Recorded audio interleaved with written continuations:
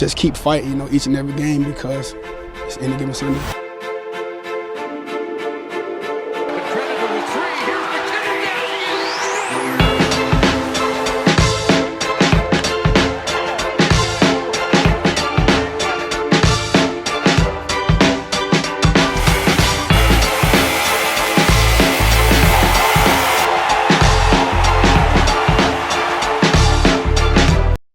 Welcome to Mustard Cat Sports Challenge, folks. We are on episode number 5, and we got another guest. But before we get to our guest, we have some unfortunate business to talk about, and that was last week, episode 4, Barnes.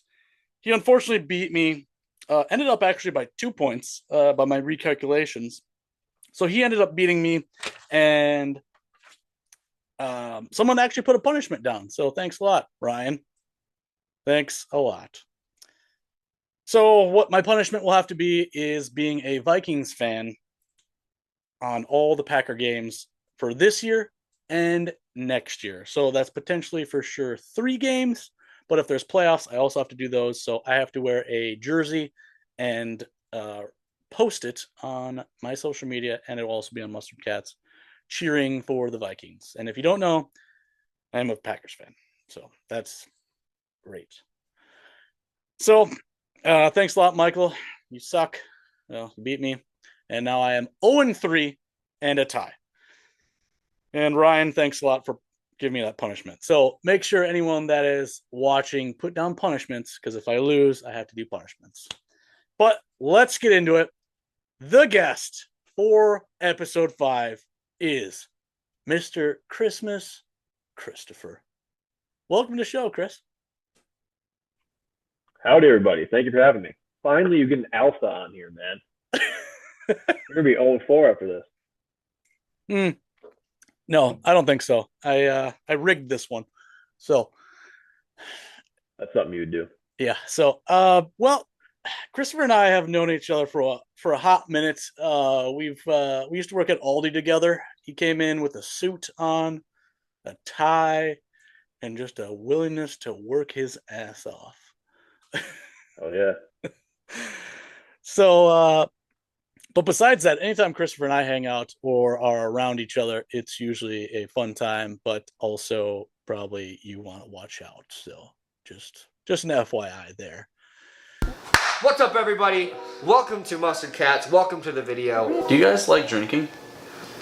Because you're going to like this. If you've never been to Oktoberfest. But, Christopher, let's get into some questions about you.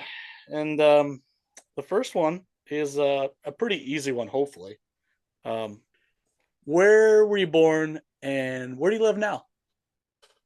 Yes, sir. I was born in Wisconsin. I grew up in Wisconsin, a very small town, like a farm town. And then I lived in La Crosse, Wisconsin for a few years, and that's actually where I met your host, Lucas. And I kind of moved around since then. I lived in Minnesota, Georgia, Arizona, but now I live in North Carolina in the Charlotte region up on Lake Norman in a town called Cornelius, which is coincidentally where all the NASCAR drivers live. So. Oh, yeah.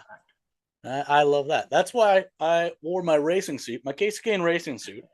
And I've got some James Jones going on with a hoodie hanging out. So some Packer throwbacks there.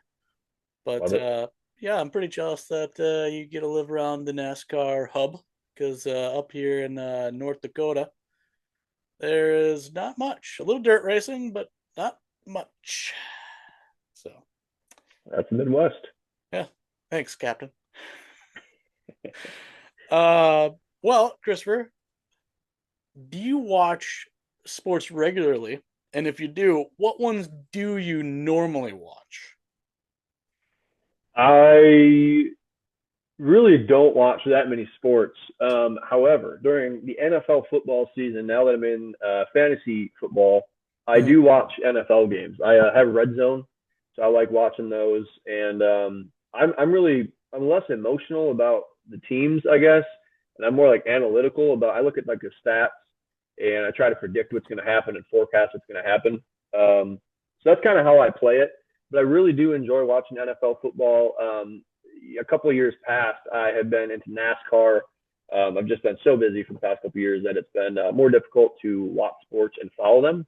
However, now I am a lot less busy, so definitely going to be, hopping on back on that NASCAR train, going to some races here next season. I've got the playoffs coming up right now, so I guess we're in them.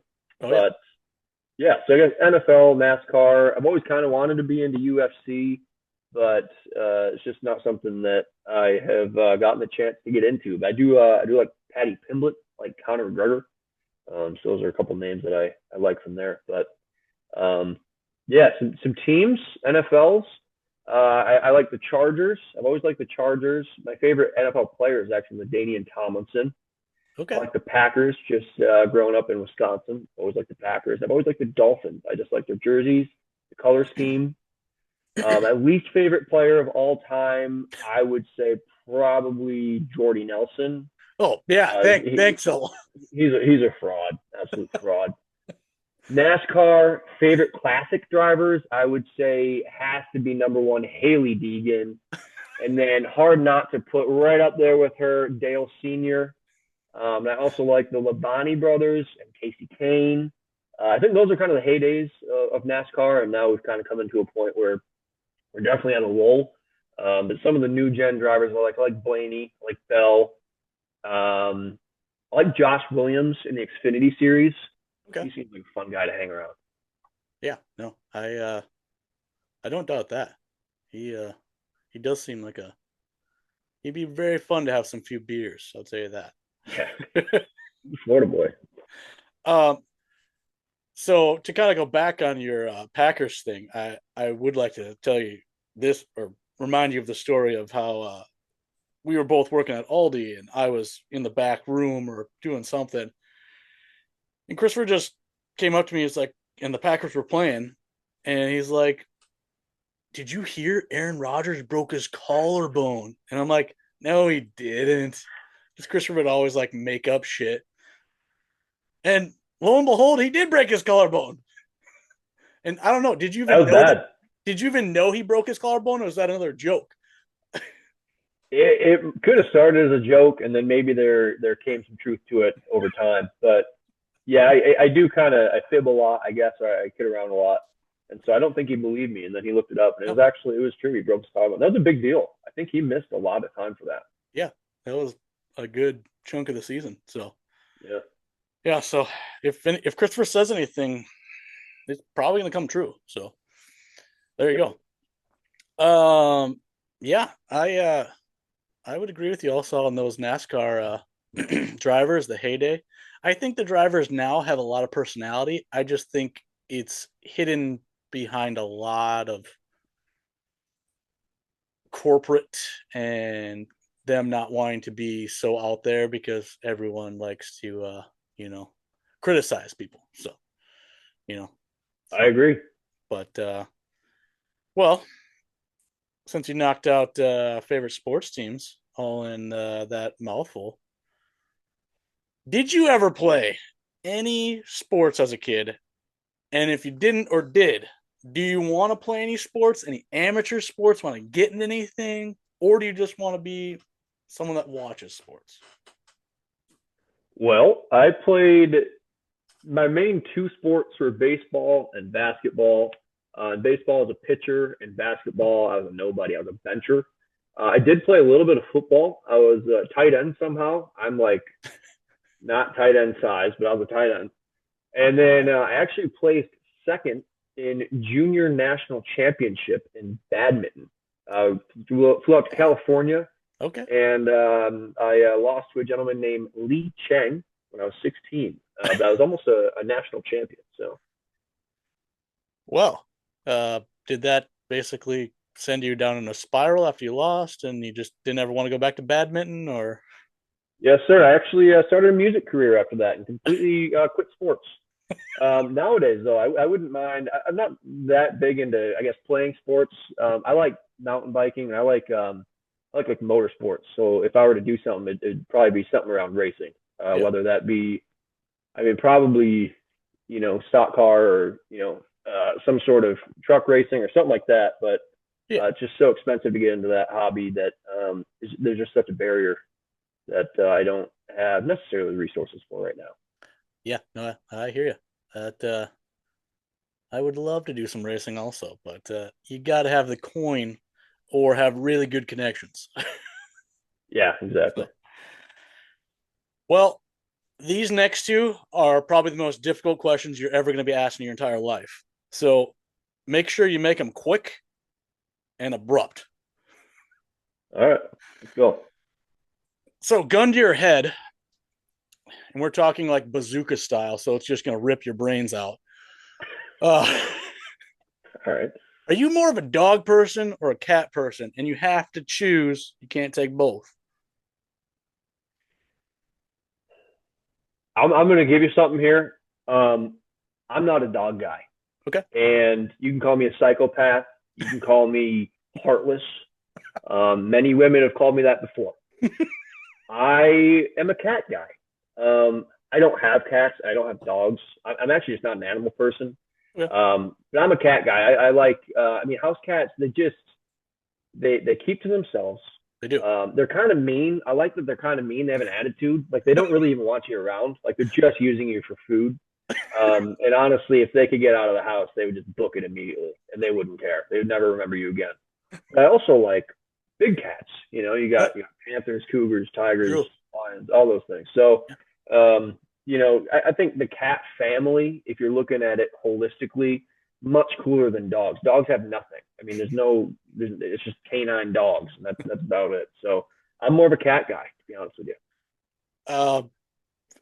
you.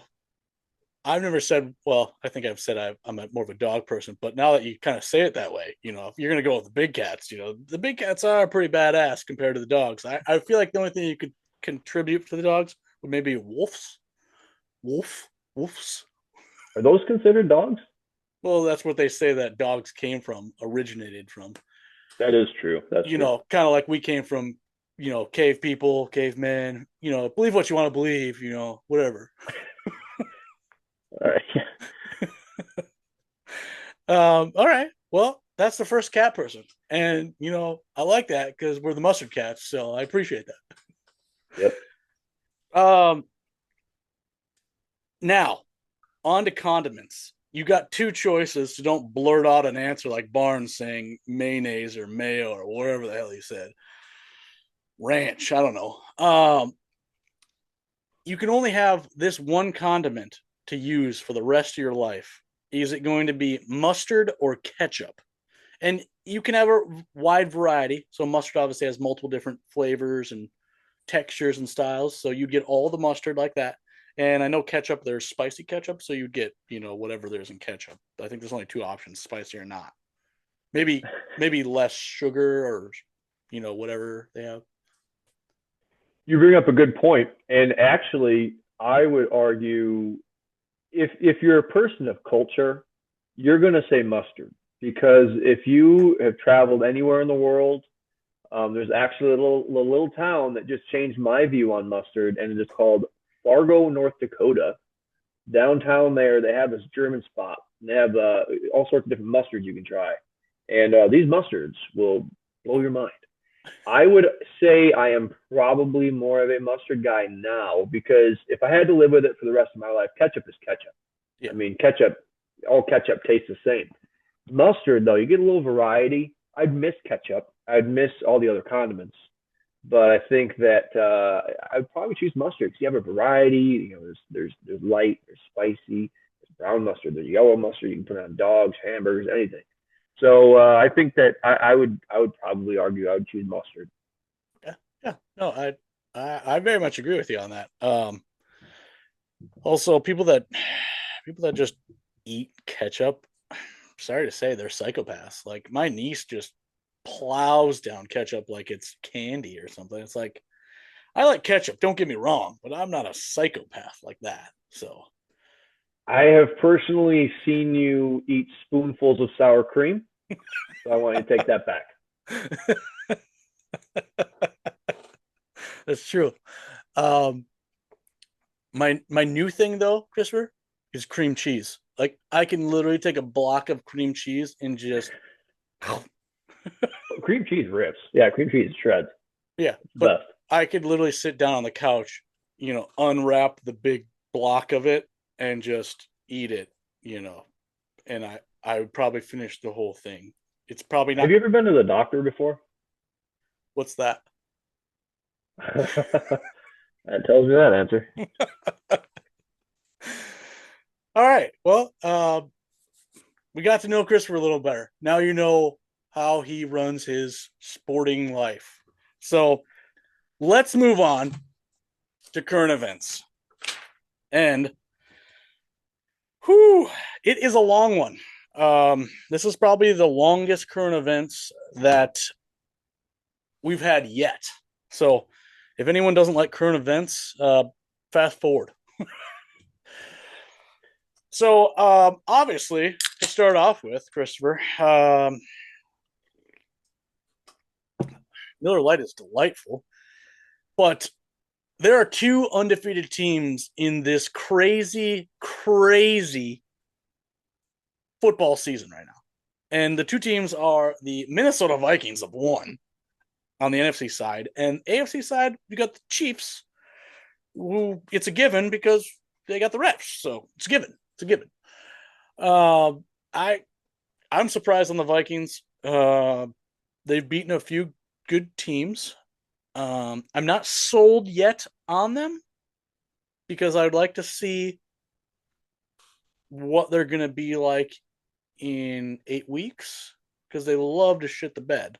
So, but they're not to be slept on. I'll say that. And on the other side with the Chiefs, they honestly could be 0-4 right now if the refs weren't on their side, and people would be like, "Oh my gosh, what's wrong with the Chiefs?" And they probably should be 0-4 or at least 1-3 at best, but they're not. That's what you get when you have the refs. So I don't know. So Yeah, they have that extra help, that extra push.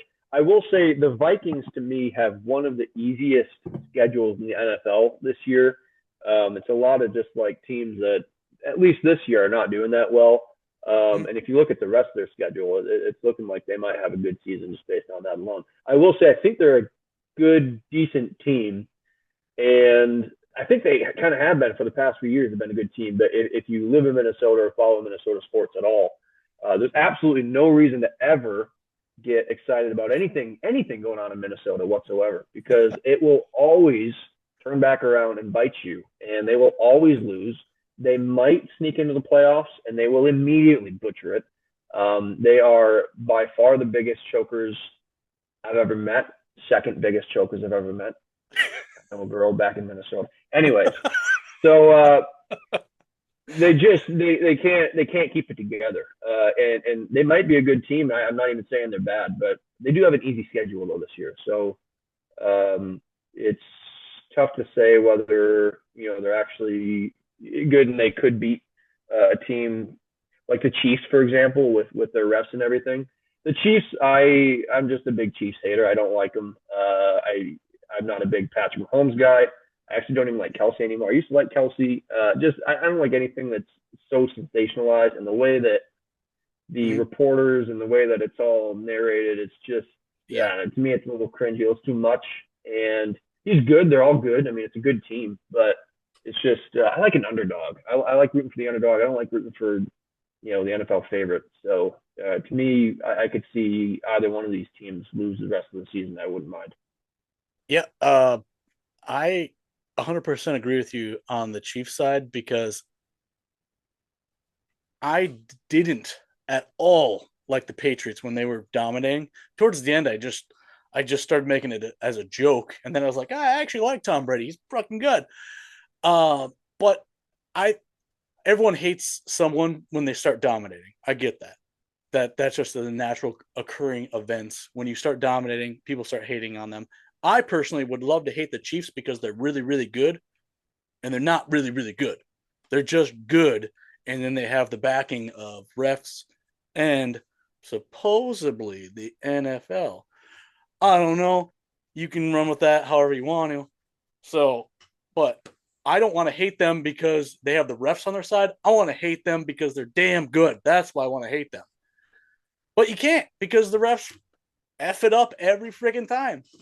So there does seem to be some politics going on there, and I think one episode ago or 2 episodes ago, you mentioned people talk about some of these games maybe being rigged and being there's a script, some might say. I don't necessarily subscribe to that, but I do think that there does seem to be something maybe a little bit fishy. Obviously there's a lot of money going around and things that we as fans would never see. And so it's a little difficult to say. I'm not a big conspiracy theorist, though. I think you have it pretty correct. It's just they're actually not that great of a team. They're good, I think. Good. They're good, but they're not what we should be. As they're being sensationalized. Yeah, they're not up here where they're just like shredding teams and stuff like that. So it's weird. And to touch on the Vikings thing again, I don't know. I agree. Probably is an easy schedule. I guess we'll see in the end who gets the last laugh. Obviously, it won't be me because I'll be wearing purple. But right. on the flip side, the losers, the Jacksonville Jaguars, they can't get out of their way. I don't know what's going on with that team. I want to say they're going to win before the end of the season, but I could also see them just absolutely not, because they can't put even 2 quarters together. So I don't know. This is what the Panthers should be. I like Kirk. I like Etienne Jr. I think that they have a bad offensive line. Their defense, I'm not even sure about their defense. But Trevor Lawrence I have a love-hate relationship with. I want to like him, but he just does things sometimes that make me wonder how he got as far as he did. So I don't know. I think that they definitely need to make some changes, and clearly they're going up against teams that they cannot beat. So I don't know what they're going to do. They would have to certainly turn around quite a bit here to make it an interesting season for them. But yeah, it's not looking good for the Jacksonville Jaguars. I kind of like them too, because I like their color scheme. Yeah, they have some cool jerseys. Some of them back in the day were pretty neat, but it's just hard to root for a team that's 0-4 to start off the season. Well, I didn't really research too much on their back history, but ever since I started watching football back in the late 90s, I truly can't remember maybe 1 or 2 seasons where they maybe got 10 wins. So yeah, it's true. I don't know necessarily that they've ever been, ecstatic or super good, but I feel like they've always kind of been okay. Yeah, and gotten away with just being kind of on the sidelines. I don't think there's any like diehard Jaguars fans, are there?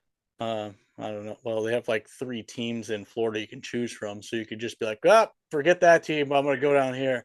So yeah, I'm going to Tampa Bay. I don't know, but it's the first bye week, So the first teams that get a bye: Lions, Chargers, Eagles, Titans. I feel like it kind of sucks to get a bye this early, but it's first bye week. So if anyone's listening to this and you didn't know that, if you have any fantasy people that are on those teams, you probably should get them off and put them on your bench and get some other people. So I haven't even looked at mine this weekend. The games start tomorrow. Hey, Lucas, how you doing in fantasy? Hey, shut up. All right. I'm doing about as well as I am on this freaking game show. Okay? Except I do have 1 win. So. That's what I can say here. Yeah. How are you doing? Doing pretty well? 4-0. My second year ever playing fantasy, knew nothing about football coming in. 4-0. And actually, nobody else is 4-0. Number 1 in the league. Crack one open to that. Yeah. To everyone listening, Christopher, he is in my league, our league. He probably should be the one that's, I guess, in the league, or he is the league owner, because certainly not me with my 5 quarterbacks and 2 tight ends now. It was a bold strategy. I don't know if it's going to pay off, but I have hit you up once or twice to see what I can get. But I've always I've been able to kind of get away from needing a trade this year, so it's kind of nice. Yeah, well, maybe I can get some luck. We'll see. The only really, really big news, and I don't know if you really heard too much on this. It literally came up, I think yesterday, if I'm not wrong. But Devontae Adams said he would like to be traded, and it sounds like the Raiders are going to shop him around. So, and I've heard, and he also pulled out a statement actually today that said he would like to play with one of a quarterback that he used to play with. So that could either be down with the Saints or up with the Jets. Mr. Aaron Rodgers sounds like the number one that he wants to go to, but I think David Carr is down there in Saints world. So I don't know where you think he's going to go, but I would love to see him in the Jets area. That's just me, though. I think that the Jets would be good. Him saying that, I think that he's probably definitely hinting towards the Jets. I think that they could certainly use that as well. I'm not entirely sure how much football he has left to play. I know, Packers could also use help in Green Bay. I think they have Jordan Love, who I think it could be a good quarterback. But I think they're just such a young team that it would be kind of nice to have someone a little bit older, more experienced, come in and help them out on the receiving end. You have, speaking of Jacksonville Jaguars, they have, I think, $15 million in cap space, and they're pretty desperate, so they could pick him up. I'm not even sure he would accept that. Yep. I'm not sure he has a choice in that matter either. But I think the Jets would be a good run for him.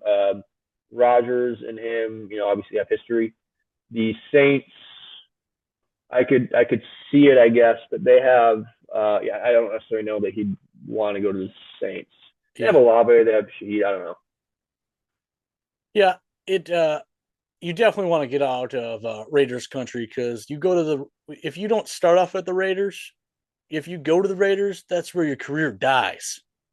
It dies when you go there. I don't think you don't want to end with the Raiders. I don't think I've ever heard a player going to the Raiders in the last 2 decades, and it was like, wow, this revitalized my career. No, it has not ever. And if anyone can, point something out, please let me know. Do they have any like old school, like really big names that went through the Raiders, that played for the Raiders, that were like franchise players? Well, Charles Woodson started off there, and he was pretty good.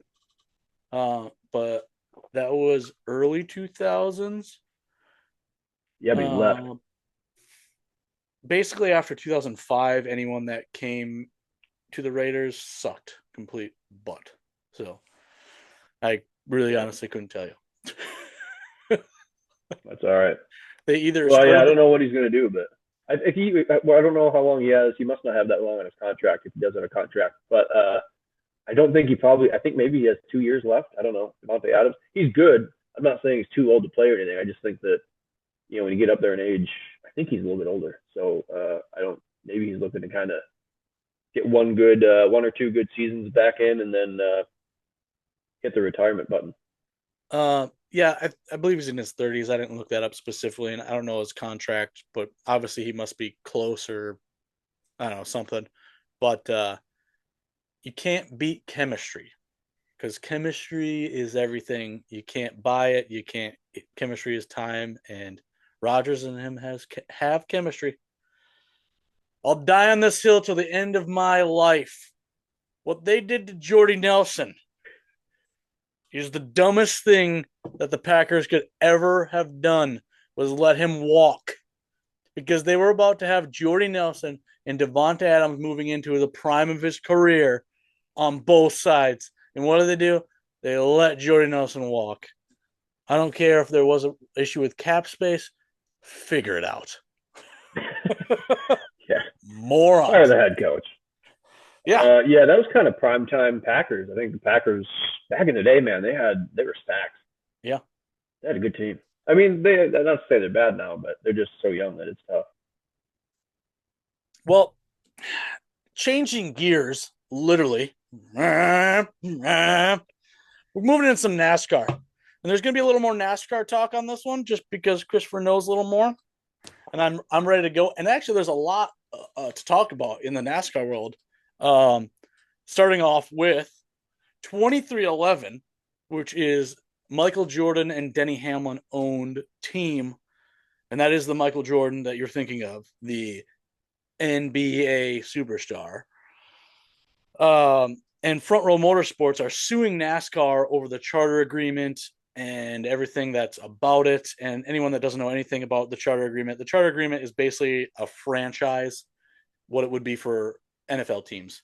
So it's a franchise basically saying that it's your franchise, you can do what you want with it, but NASCAR doesn't want to give up the rights basically to it, and they want control of it so they can pull it away from teams. They don't want to give the teams more money, which you might be like, well, it's NASCAR, it's their private company, they can do what they want. Yeah, sure they can, but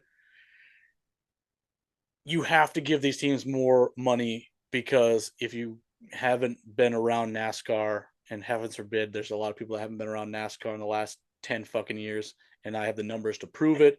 And it's been hard to get sponsorship and all that. And it's a money driven sport like any other sport, but this one's really money driven.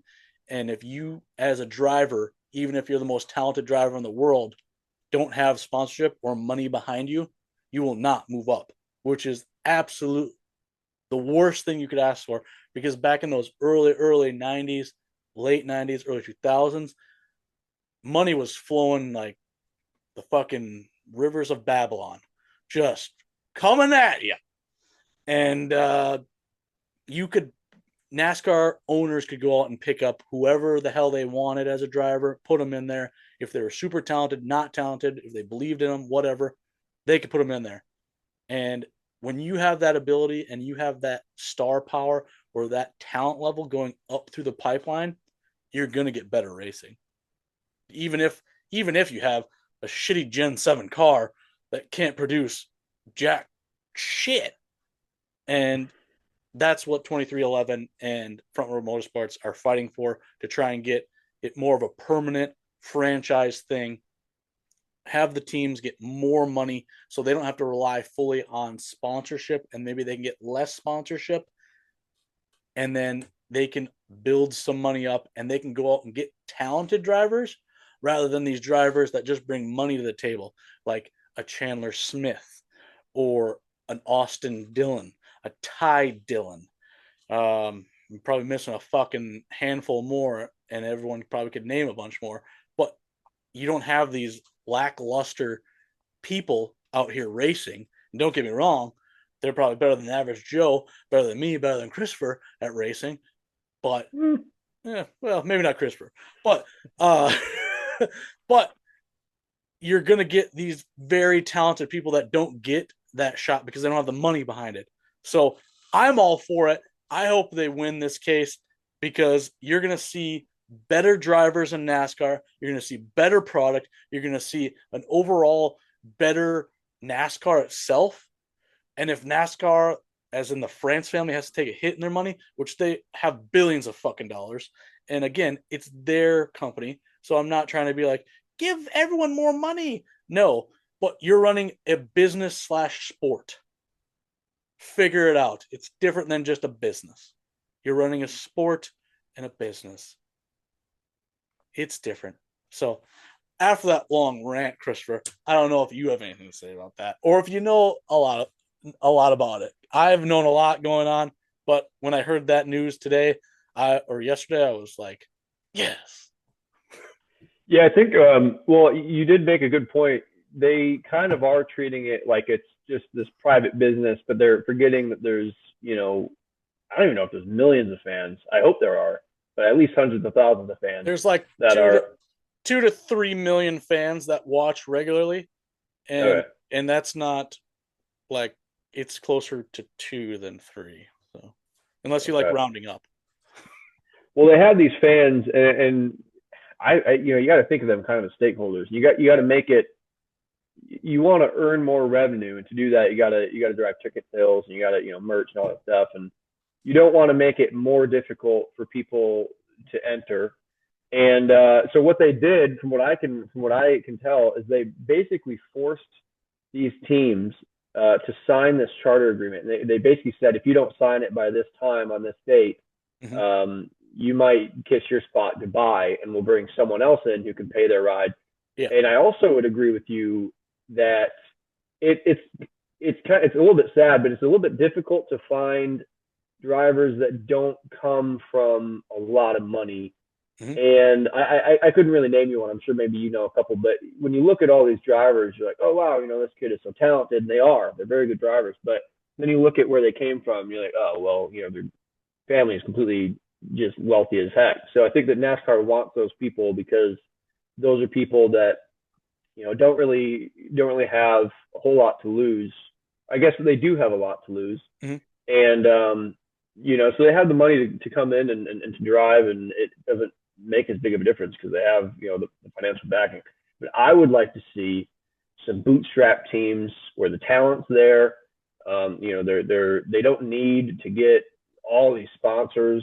I want to see some talent and just some interesting racing. But they've kind of went away with that too, just with all these rules and the, you know, to me, the playoffs and the points and all that stuff. You know, they just kind of keep adding things that don't need to be added and taken away from really just stock car racing in general.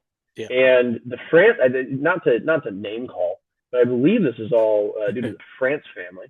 And I have read that they own just about every NASCAR track, obviously, but a lot of stock car tracks in the United States. And so they're basically, we're at a point where you couldn't really move away from NASCAR and start your own stock car racing series that is not NASCAR, not owned by the France family, because they won't allow you to race on that track. In fact, they don't even allow the IndyCar series or anyone to race on that track. They don't let anyone use their track. It's got to be NASCAR or bust. And so they do kind of have a monopoly on it. And that's a little bit what this lawsuit's about. It's just they're kind of, you know, they're kind of creating this monopoly and anti-competitive environment, which is in business is illegal to a point. So I think that they have a decent lawsuit. Obviously, they're going against quite the entity, but I would agree. I'm supportive of them. I'm a little bit disappointed that I don't know how much communication happened before this, but I'm a little disappointed that there wasn't more teams that kind of followed suit for them, because I think that'd make it a little bit stronger. But leave it to 2311 to do the complaining, which it's a good complaint, but I'm giving Bubba Wallace a little crap there because not my favorite driver. But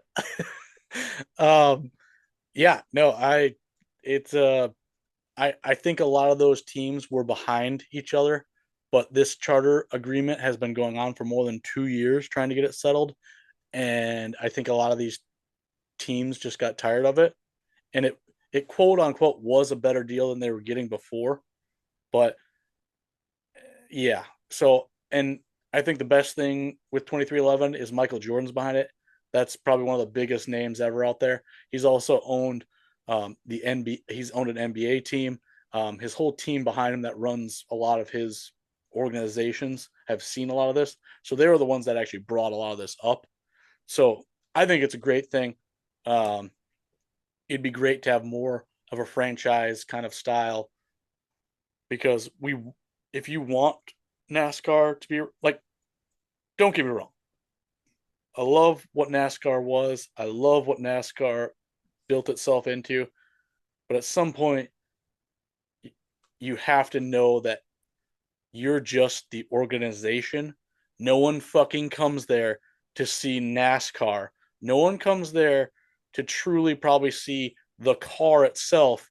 They go there to see their fucking driver. They don't even per se go there to be like, I want to see Rick Hendrick. There might be a few, but there's probably more people being like, you know what? I want to go see William Byron because he's my favorite driver. Or I want to see Kyle Larson. He's my favorite driver. That's why they go there. The athletes, not specifically NASCAR and all that. And also to double down on the sponsorship thing, I'm tired of it. I know more than 1,000 people are tired of it. The switching of sponsorships and different sponsors all the time on there. You want to see the same sponsor on your guy's car, or at least less sponsors, so you can pick that car out. Because heavens forbid the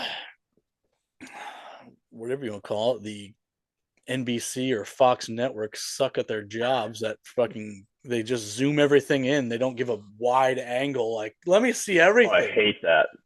I hate that. So Well, and this is just beside every point, but I feel like the quality of the skins on these cars, if you want to call them skins, more of a video game term, but they're just going downhill. If you think about like the early 2000s and the 90s, and just like these cars look so cool and they had such cool, and you could still have the sponsorships. They're all sponsored. Yeah. But these cars now are they're just so like, there's no creativity to it. It's just, we have all these sponsors. Here it is. Here's the car.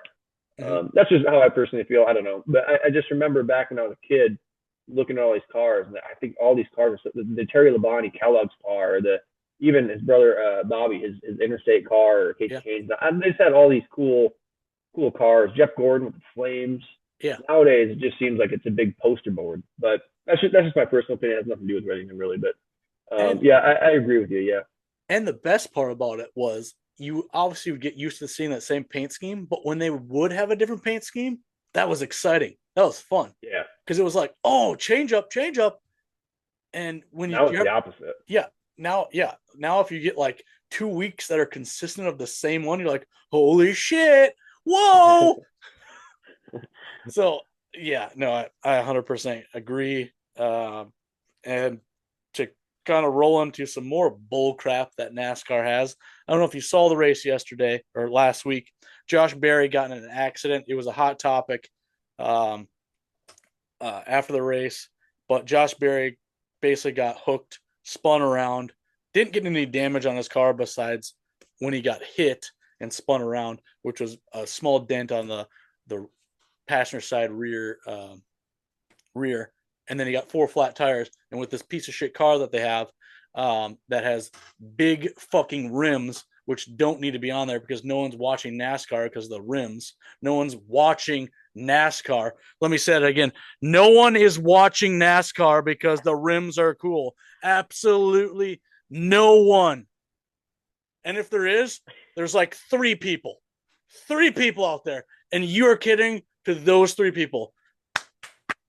Congratulations. Like, make the wheels smaller again and make the tire, the sidewall, taller, so when this thing does go flat, we can have some sort of inner liner in there and they can drive off. But long story short, when all 4 tires go flat, these stupid next gen cars can't move. They're just flat, stuck on the ground because they're stupid flat bottoms, and it's dumb. They can't move, so they got to get towed back. And usually NASCAR, quote unquote, sends them back to pit road and they can put 4 tires on. Guess what? They didn't. They're like, you were in an accident. You got damage. That little damage on the side, that was going to do nothing. So the fact that they did that to Josh Berry, and also they did it to Ryan Blaney a few weeks ago. Ryan Blaney, I think, was a little more worse because I think his steering was fucked. But either way, wow. Fuck you, NASCAR, and your stupid DVP clock. That's the dumbest fucking thing ever. And I'm going to get into this real quick and real fast. The reason why they put the DVP clock on there, for anyone out there, it's a timer that when you get in a wreck, you basically have 8 minutes to fix your car and get up to speed. And if you don't get up to the quote-unquote speed that they need you, you're done. It's over. Get out of the race. You're done. You're not on the track. They did that for 2 reasons. They didn't want slow people going around the track and getting in the way, and that's fine. And they didn't want these teams bringing big crash carts that had hundreds of thousands of pounds, extra on their trailers, wrecking the road and doing other shit like that. But that's fine. I get that. But you know what? You as NASCAR need to put your big boy pants on and be like, hey, when you get in a wreck, you can fix these specific things and that's it. And it's pretty easy. I could probably name them off for you, but I'm not NASCAR. So obviously they can fix the toe links. Hey, you could be like, hey, you can fix anything along the back here. So you can bring that. I don't have the specific names for it, but if I took the time to actually do that, but it's not my fucking sport. So I'm not going to do the fucking work for you, but I could. I'm not going to. So long story short, fix your dumb DVP clock and tell people what you can do and what you can't do, because you could have them have crash carts that have limited amount of things on there, because this car is a spec car now. So there's only certain things that you can switch out anyways. So pretty easy in my mind. Wow. I'm heated. I agree. You're heated. Well, I think it's a good thing to be heated about. It's like putting a diaper on a horse and then shooting the horse when it's full. It's like just change the diaper, smack it on the ass, it's ready to go. It's just I don't understand why they have all these rules. The whole sensor thing I think is dumb. But you have a car, a spec car, like you said. The tires are flat. We know the tires are flat. Can we not just get it back to pit road, change the tires? They can do it in 8 seconds these days. Yeah. Get it back on the road. And you're punishing the drivers and you're punishing the drivers' fans, and you're driving more people away from the sport is what you're doing, Yeah. I think. And nobody wants to see that. It's not fun for anybody. It's not fun for the driver. Like they pay so much to be there. You're already mishandling the charter system and all that, and everyone's already mad at you. And then you pull things like this, and it just gets everyone out of the sport, I think. And I think you have a right to be heated, in my opinion.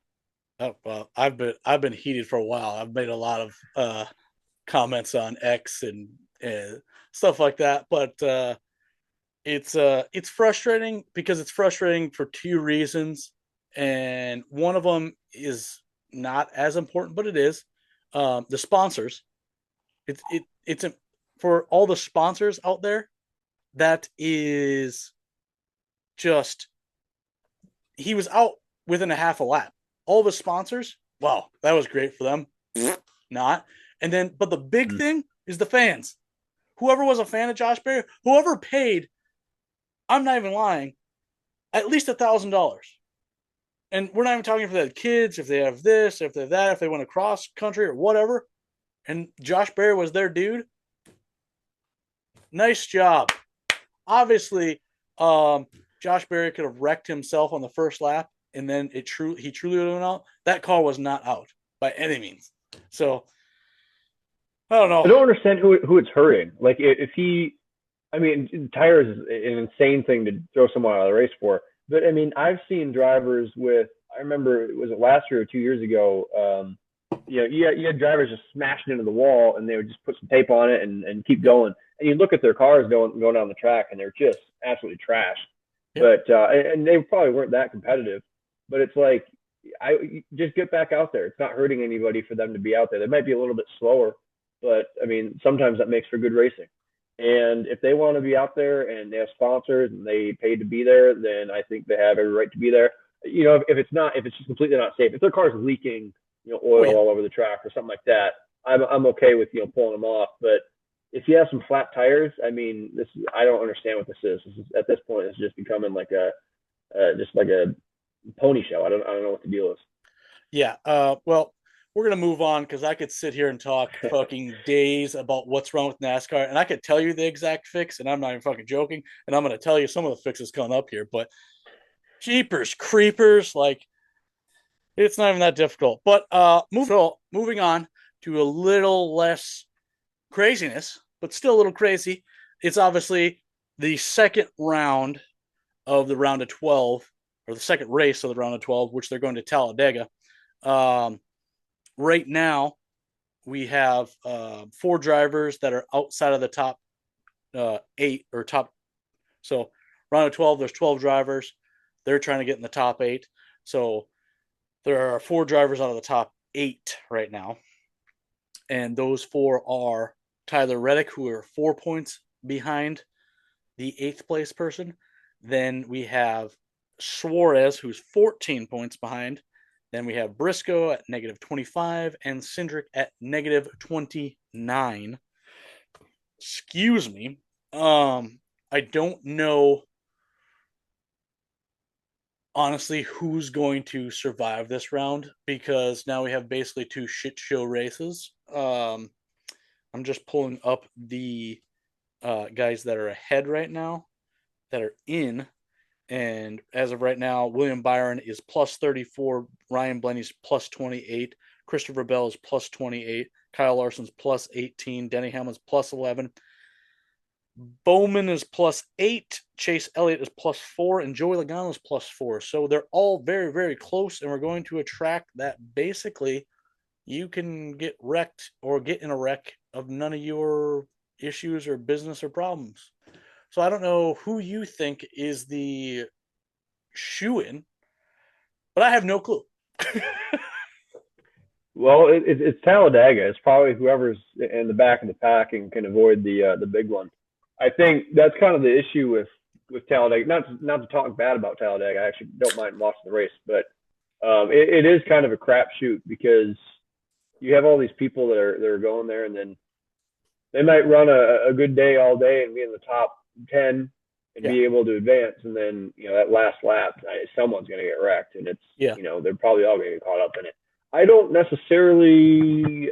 I can't say that I love any of them. If I had to root for someone, I'd maybe say Suarez, just because I don't know. I haven't seen him do a whole lot, but I could be wrong. The other ones, I don't mind. They're all good, I think. But as far as the people in the top, what was that? The top 10 now? Well, top 12. That's probably the top 8. Top 12, but they're trying to get 12. They're trying to get top 8. It's a little confusing because the playoffs is confusing. Our hero Bubba Wallace didn't make it, and so I just haven't been paying attention. But I think actually Talladega, I think it's kind of a fun race. But I think if I had to, I think we might talk about this later. But I'm trying to figure out who I think might win it.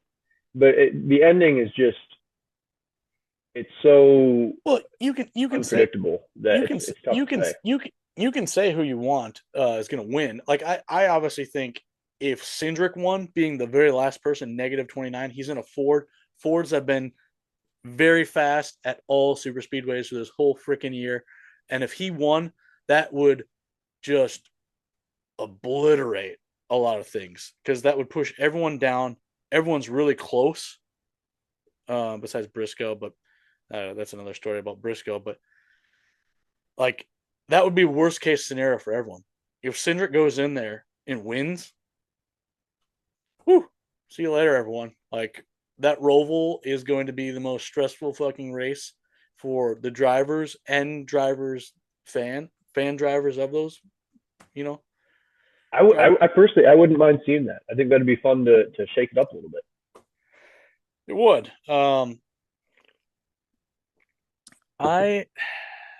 We can roll into this right now. We're just going to roll into it, and then we'll roll back to thoughts on Talladega itself. But the playoff system itself, I fucking hate it. I think it's the worst fucking system ever because all it is chaos. Chaos. And don't get me wrong. I like a little chaos, and I like when people are close. But this whole 3 race thing and then reset, it's just bullshit. Like, why don't we just start off the whole season with 10 races and just go right into this? Why not? It makes it more exciting, but anyone that if you just take a step back and you go 10 years prior, it's all about setting up the race. And you used to watch a race because the TV broadcast, whatever, set up the race. You had practice, you had qualifying. They set this whole scenario up and be like, this guy's fast. This person could happen. And now it's not about the track itself. It's about that round. What craziness is going on? So it takes it away from the track completely. Don't get me wrong. People are looking at Talladega like this is going to be a crazy race. But I'm going to tell you this. I look back, and we haven't had a big wreck since 2022 spring that took out over 11 cars. Otherwise, don't get me wrong, there's been a few races that there was a few cars involved, but not the traditional super speedway race where half the field gets taken out and then you have 15 cars racing at the end. We have had that at Daytona, but Talladega, no. And specifically the fall one, no. Or if we have had a big wreck, it's been coming across the line. And then, that doesn't really count because they're coming across the line. Everyone finished for the most part. So I'm not for the chaos at all. I'm going to die on this hill for the rest of my life. And if you just look at the playoffs with the playoff points right now, or not playoff points, but just the point system, no playoffs, William Byron would be leading. Ryan Blaney would be 6 points behind. Christopher Bell would be 6 points behind. Kyle Larson would be 16 points behind. Denny Hamlin would be 23 points, 26 for Alex Bowman, and on down. Like, those guys are so close in points. That would be a really good point, like a really good points, like without any playoffs. Like, all you need is to take the point system that they have right now, ditch the playoffs, no more playoffs, put it down to 30 races. So less races, because 36 is way too many. Bring it down to 30 races, and you can rotate tracks in and out every other year. So you could go to like Road of America one year, then the next year not Road America, but then the year after bring it back in. Variety. And then that brings the hype up. Then you're going to have fans that want to, like, we have to go to it because they go to it this year. You're going to have more ticket sales. You're going to have more of this. It's supply and demand, people. I think most of us, this is like, you're getting me hyped up. Yeah, like, it works. It will work. I have specifically sat down myself and crunched numbers to do this. It will work. But for NASCAR to do that, they have to basically admit, hey, this didn't work out. Because if they say they're going to get rid of it, they're saying that it didn't work out. And they're the biggest freaking losers to ever come about that can't admit they're wrong. Ever. And it's like, it's fine to be wrong. It's fine to admit, hey, man, that probably wasn't the greatest thing. Because honestly, if you look at any sort of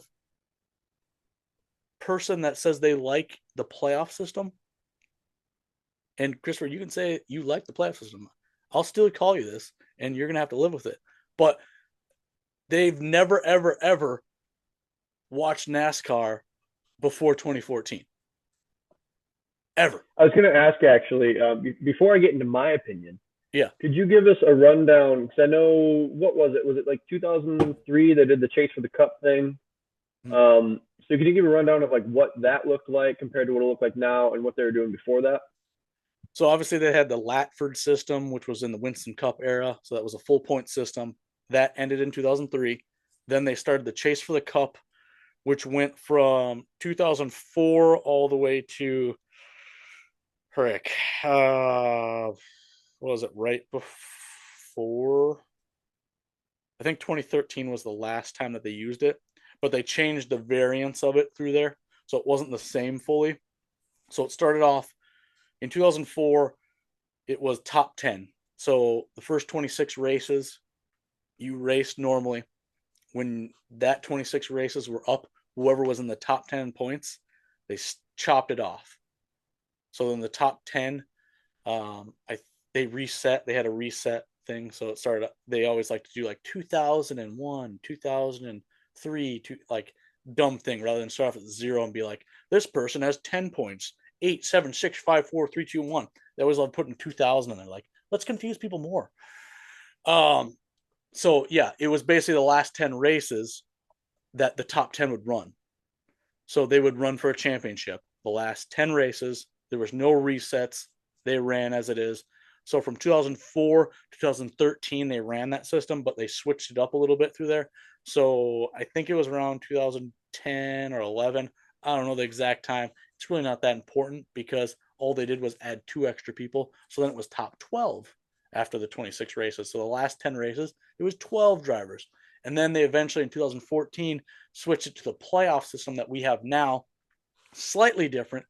There wasn't complete knockouts and little different stuff, but it was that same playoff format that we know today that started in 2014.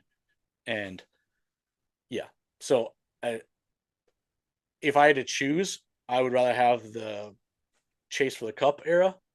I don't agree going back to a full season points of the Latford system because I think that point system had its run, but the point system that we have right now is a fucking banger of a one.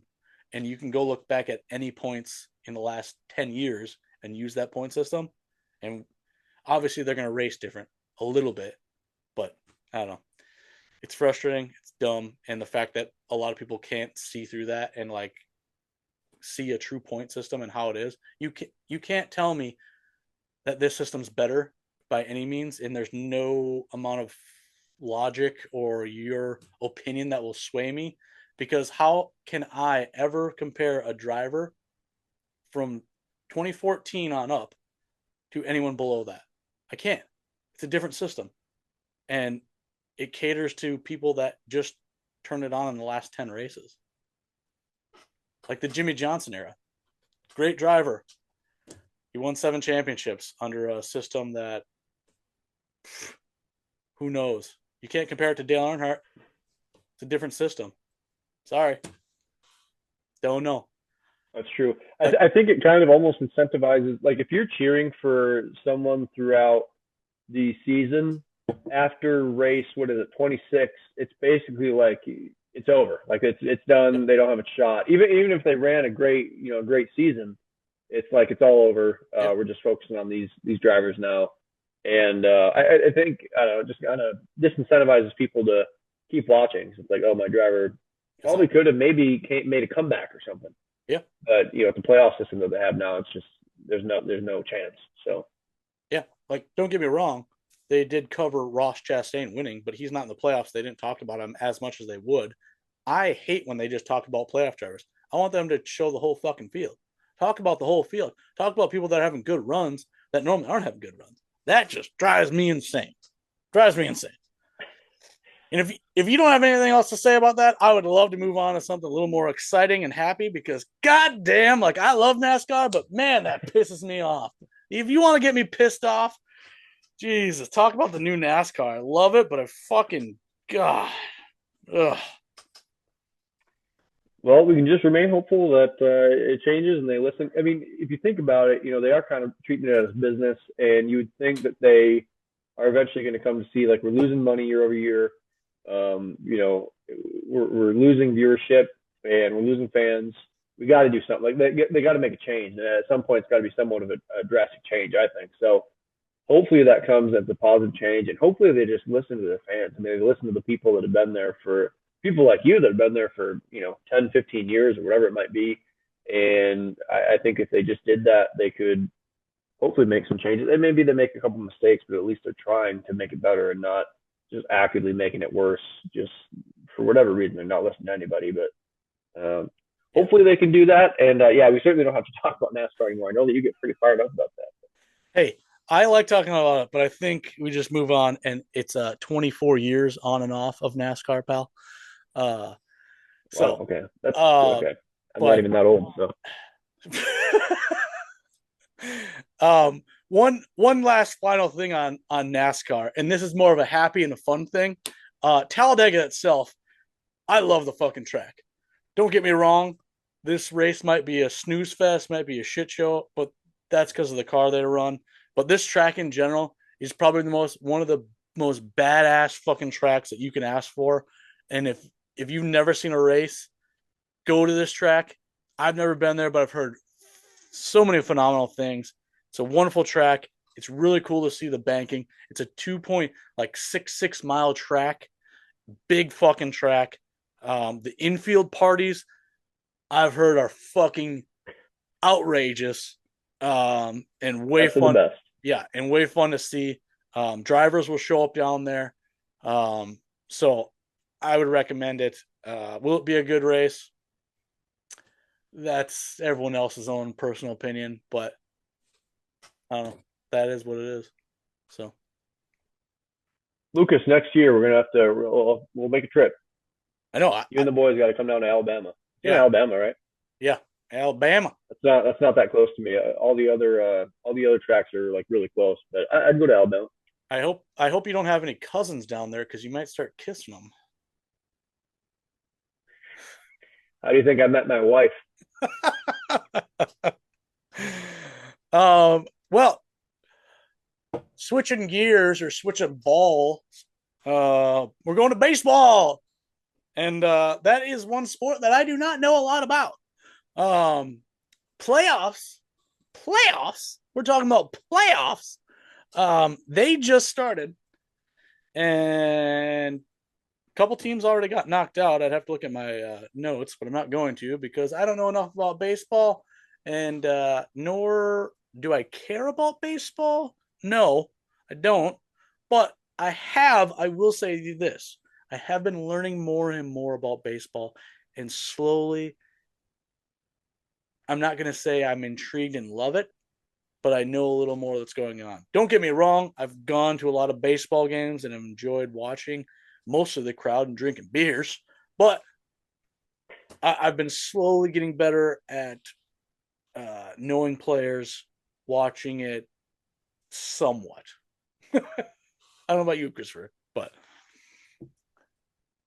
Yeah, I back in the day I loved baseball. I loved the actually when I was younger I wanted to be a pitcher for the Milwaukee Brewers. My dad always told me that I should be one of those hot dogs that runs around, does the races around the field.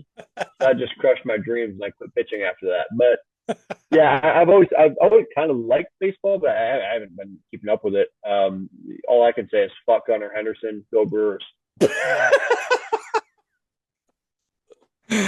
well, Gunner has been kind of a fraud the last probably a few months. So yeah, um, yeah. I don't really have any dogs in the fights, so I really don't care who wins, to be honest with you. But I will continue watching and continue. I'd like to see a Brewers Padres for the NLDS, Okay. and then a Yankees Detroit for the ALDS. Okay.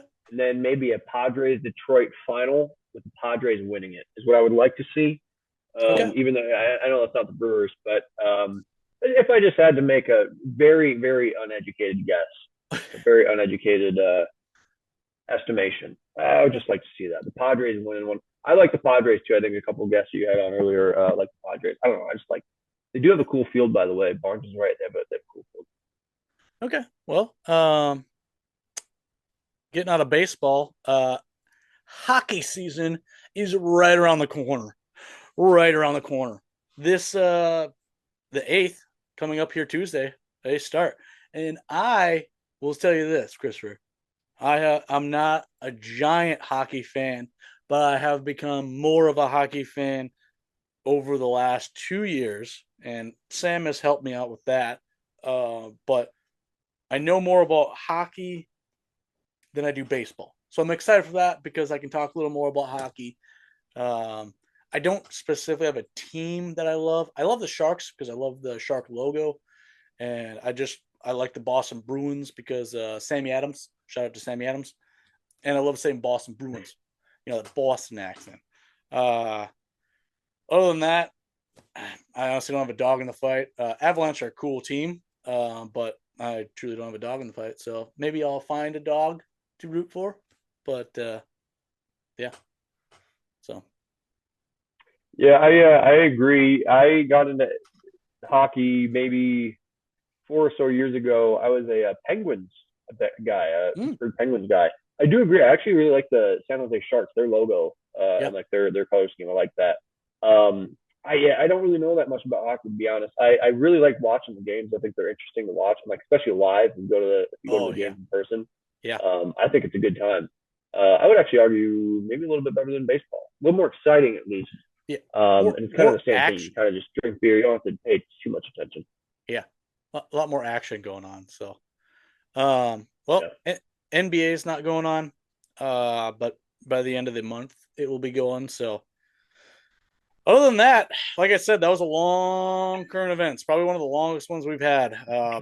And it was mainly just because I put in an extra, NASCAR topic. But besides that, that's about it. I don't know if you have any other hot topics you want to talk about. Otherwise, if not, we'll jump into the meat and potatoes. I really don't. No, I'm excited for the meat and potatoes. All right. Well, before we start with the meat and potatoes, I threw that sheet somewhere, but don't worry, I have it memorized in my head.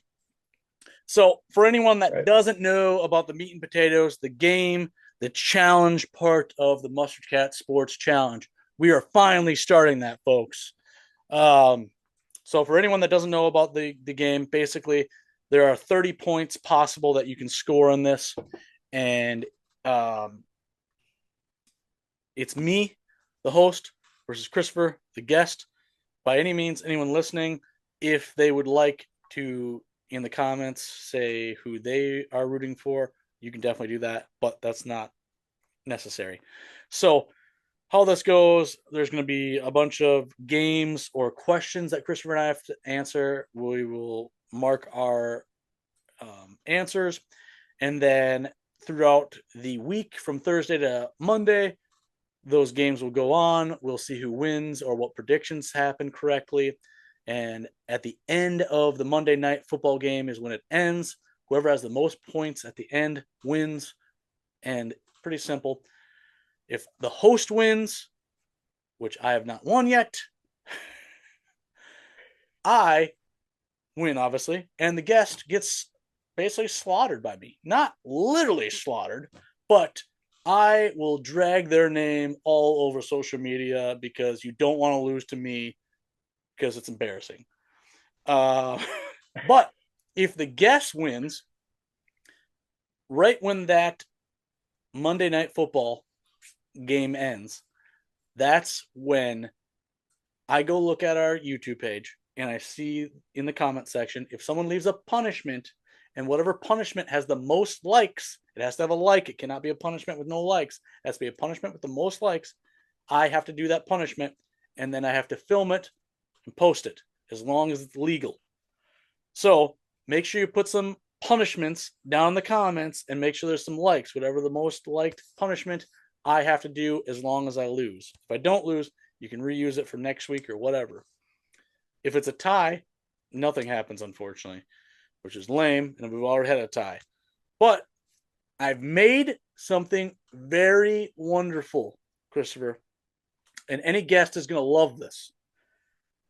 So, and Barnes will get some credit for this because he kind of mentioned it. There's obviously 30 points. If a guest goes 30 for 30, which the old show 30 for 30 that they used to have, I think it was on ESPN, where they would talk about the person's life and the whole documentary. 30 for 30, Dale Earnhardt. 30 for 30, Richard Petty. 30 for 30, Brett Favre. Whatever it was. Whoever the guest is that can go 30 for 30, so they get 30 out of 30 correctly, I will make a spoof of their life. 30 for 30. All right, man, I'm going for that 30. I want to see a spoof. Yeah, you want that. I will do my goddamn best to make it amazing, but it will be funny amazing. So I will take my time and make it good. So you want that. But other than that, let's get pumping. And that's what he said. So no. I don't think so. We are going to start off with Thursday Night Football. And well, before we start, yeah, can I get a cheers? Oh, yes, of course. Cheers. Mustard Cats. Yeah, to Mustard Cats. I didn't tap it because I never tap it on the table. I don't care what anyone says. I will not do that. You will not catch me. You will not catch me tapping a shot glass or a can onto any surface. I will cheers you, and then I will slug that son of a bitch down. So that's illegal where I'm from, but you do you. All right. Well, remind me not to go to that place. That's a lie. I would like to come down and see that place. So on to Thursday Night Football. Let's get pumping. Do it. We have the 3-1 Tampa Bay Buccaneers at the 2-2 Atlanta Falcons. You want me to go first, or you want to go first? Who you taking? I'll let you take this one. It's your show. Oh, well, thanks. I am taking the Tampa Bay Buccaneers. And if you want to know a reason why I'm taking them, is because I love Pirates. And I don't believe the Falcons can do anything. because they're just really unsure who they are. And there's a lot of teams like that, but I think they're more unsure about who they are when they're at home than they're away. So there you go. That's an interesting analysis. I actually also am taking the Buccaneers. I like Mayfield right now, and I like the receivers. I just you actually make a really good point. The Falcons don't really seem to know who they are right now. I think they have a decent team. They make me a little bit nervous, but the Buccaneers are playing pretty good right now. Mayfield's putting up some points, so I'm going to go with them as well, and hopefully not regret it. It's an away game, so we'll see. Yeah. Well, thanks for jumping on the dude train with me. So for our second question on that same game on Thursday, we have Kirk Cousins has 4 touchdowns and 4 interceptions this year.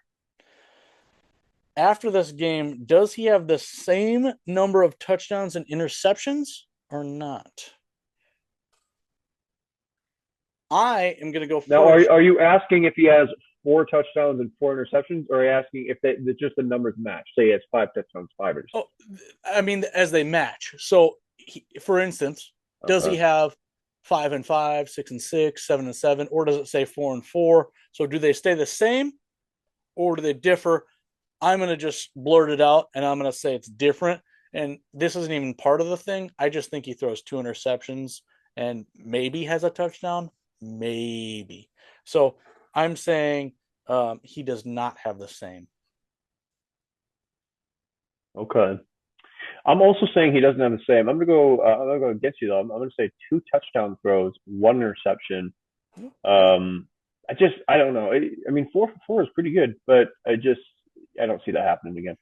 Yeah, well, we're both wrong, or if we're both right. And this is just making really life difficult for both of us. So thanks a lot. Jumping into baseball, and baseball is going to be a little wonky because where we're filming right now, the time, and just how they're only doing 3-game series. It's going to be wonky. So we might not have a full 30 points. It might be 29 points, but it is what it is. We're just going to go with it for this week. Next week and the weeks after will be fine because it'll be a 5-game series, a lot better. So to start off with, on Thursday for sure, the game that I do know that are still playing is the New York Mets at the Milwaukee Brewers. Go, Christopher. Who are you picking? Brewers. Oh, you think the Brewers? Okay. Yep. Well, I'm gonna go with the Brewers too. All right, cool. Really? I actually have your I don't know what his job title is, but your coworker Sam sold me a Mets jersey once for $5, and I wear that almost every day. I actually wore it yesterday, so I like the Mets. Oh, did you? But I like the Brewers more. Yeah, I do remember that jersey. They used to talk about it. So you were actually there during that sale. I'm pretty sure. Yeah, I was there. Yikes. Moving on to the other 2 games, because the other 2 games would be on Saturday. So we're jumping ahead a little bit, but that's because the NBA or MLB is a little wonky right now. We got the Detroit Tigers at the Cleveland Guardians. I like Tigers, so I'm going with the Tigers. You're picking everything I picked. I'm going Tigers too. Yes. We're gonna get a couple where we differ. But yeah, I'm going Tigers. I like the Tigers just more. They're playing really well. You know what it brings it down to? When we do go opposite, it really stresses that one game out. So this is good. I hope you're ready to not sleep and be stressed out, because that's what's going to happen, pal. Hey, I play fantasy. I know how that goes. Hey, this guy's 4-0. Watch out for this guy. The next game on Saturday is the Kansas City Royals at the New York Yankees. Go. Yeah, that one's a little different. That one I'm a little more torn on. I'm gonna go. I'm gonna go the Yankees. They're in New York. I'm going Yankees. I like the Royals more, I think, but I'm going Yankees. Well, you know what? I think Kansas City Royals are going to win this one, and then they lose the next two. So, and that's all I need them to do is win this one. So, All right, suck on those. you do you. Um.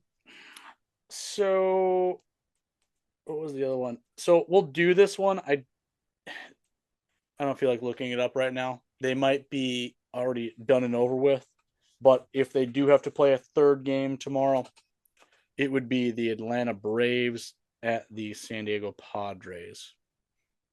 So, who are you picking? For that, I'm going Padres. Padres. Classic. Yes, sir. If they do have to play, I'm going with Braves because you know they got to be brave at some point. Re- Good really, logic, actually. really good pun there.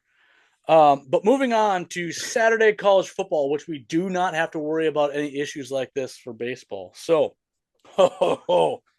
we got the 4-0 Missouri Tigers, who are ranked 9 at the.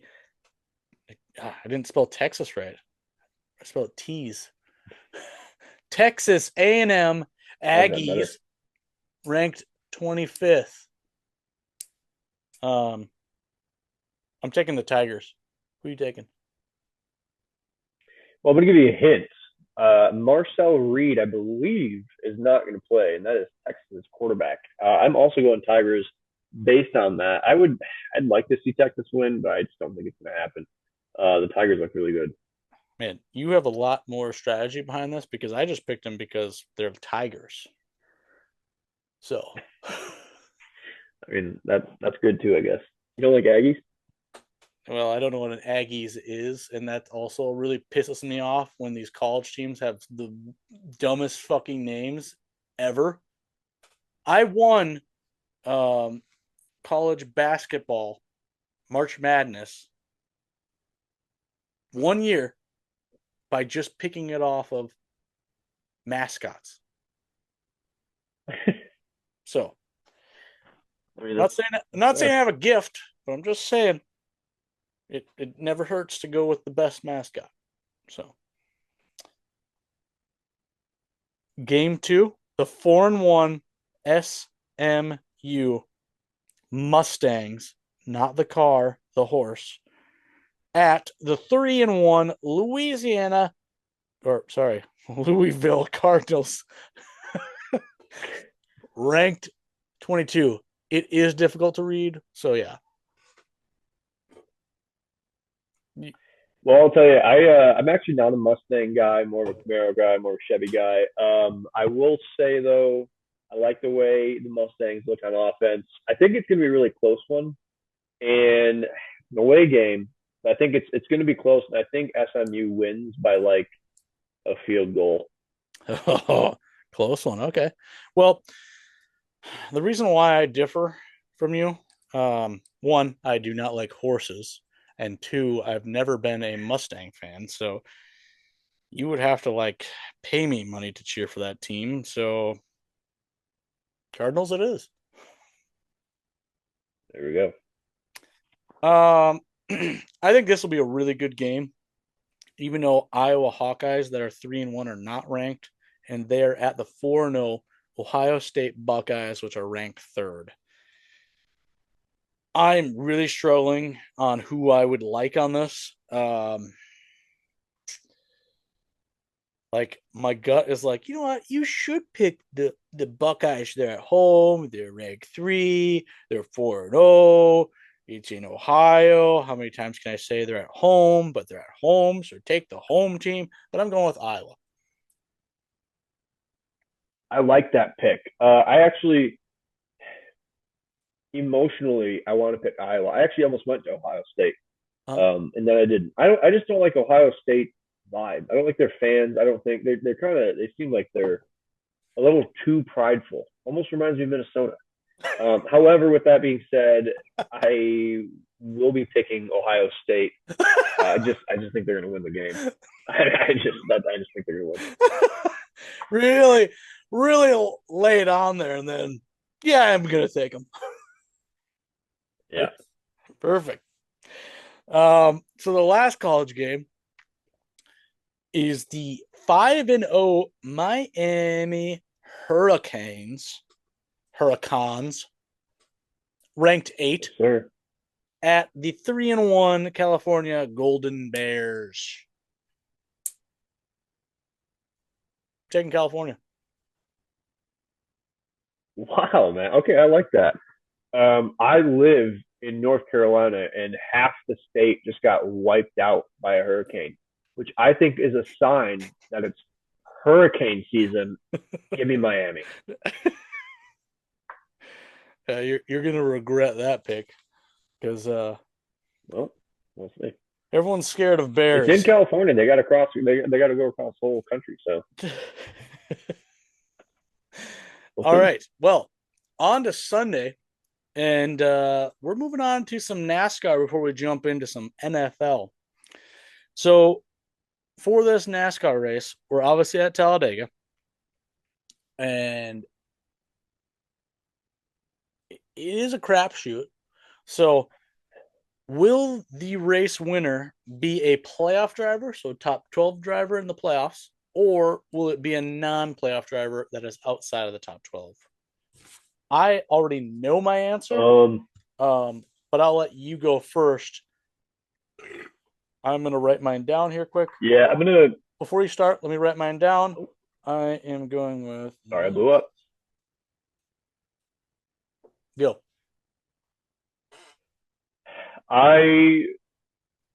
Initially, I would say a non-playoff driver, just because statistically it would make more sense. There's way more of them.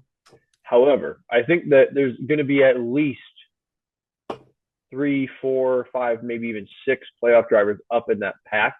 Mm-hmm. And just judging by how Talladega might go, if it is a last lap kind of, someone dumps someone, it's going to be Bubba Wallace, dump somebody. I think that there's going to be someone up there that's just going to get a good restart. Maybe it's Blaney. I think he does pretty decent at these tracks. I think it's going to be a playoff driver. Well, that's exactly what I wrote down. All right. Playoff. Well, so at least I showed my work. This is going to really, really come down to our back and forth, which is kind of scaring me now. So thanks a lot.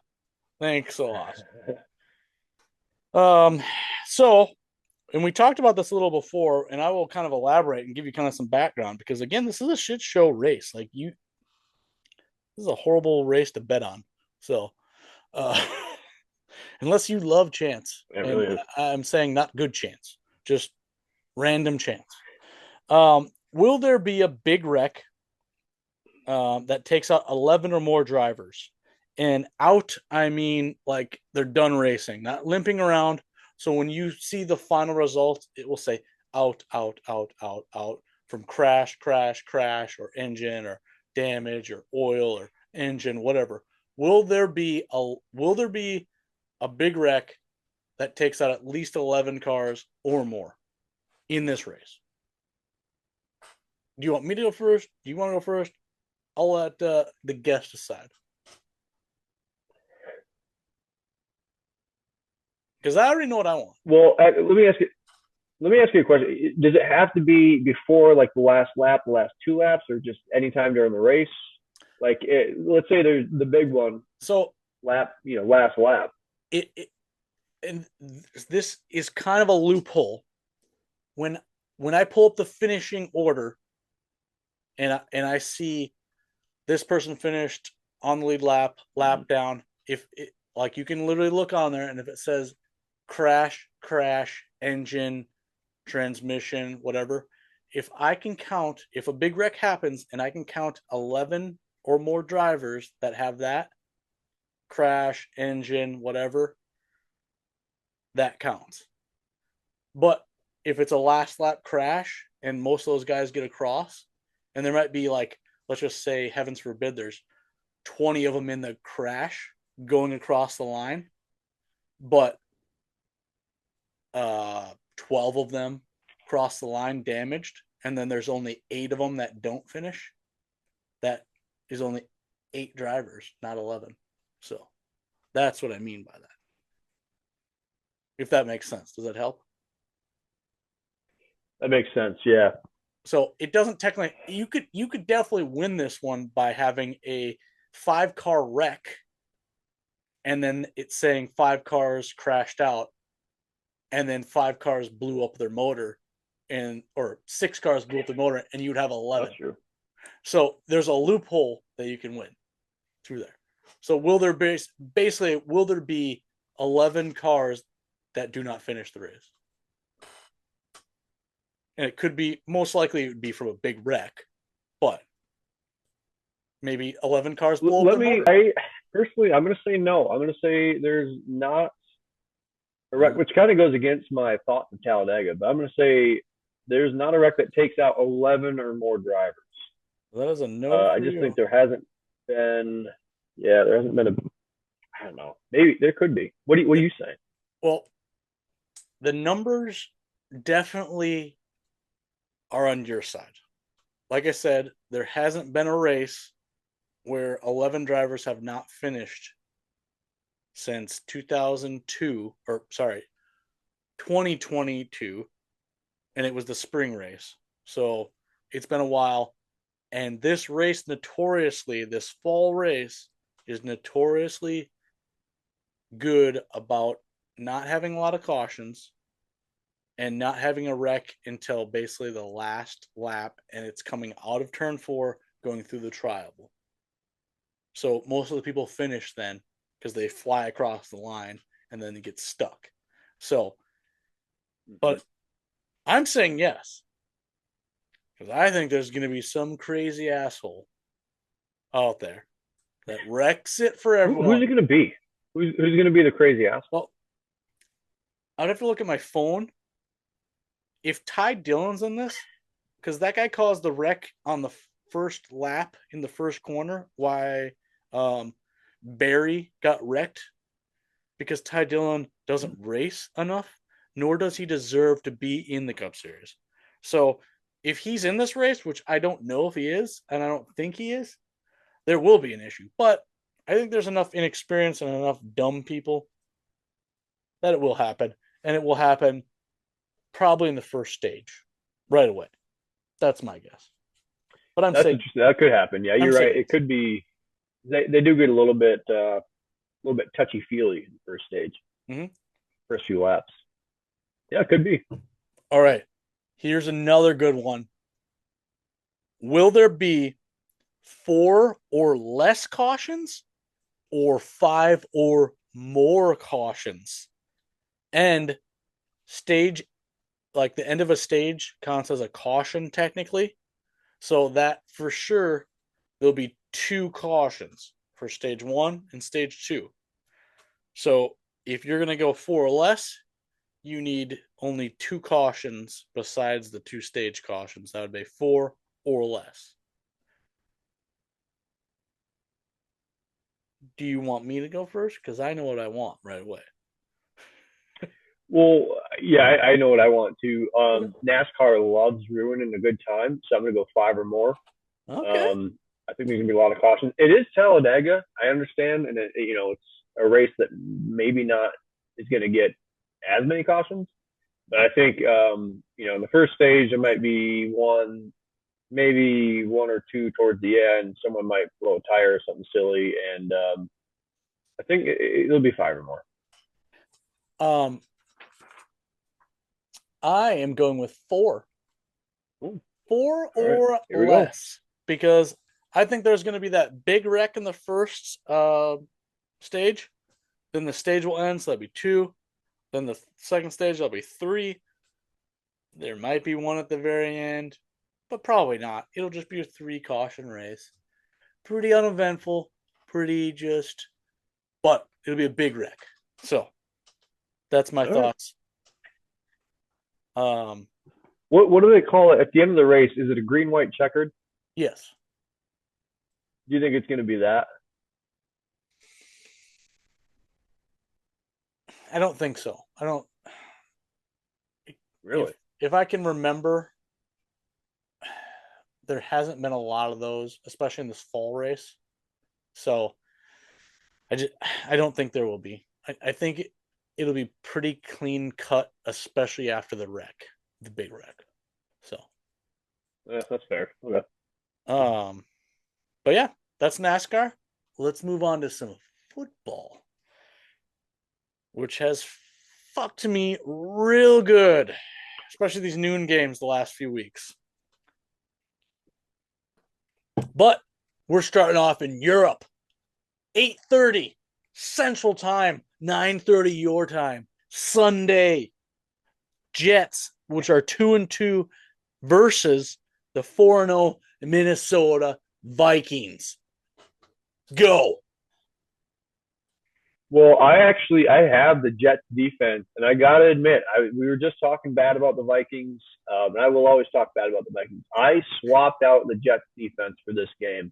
I won't say who I swapped them out for publicly, but I'm gonna go Vikings on this one. Okay. I don't trust the Jets to get this done.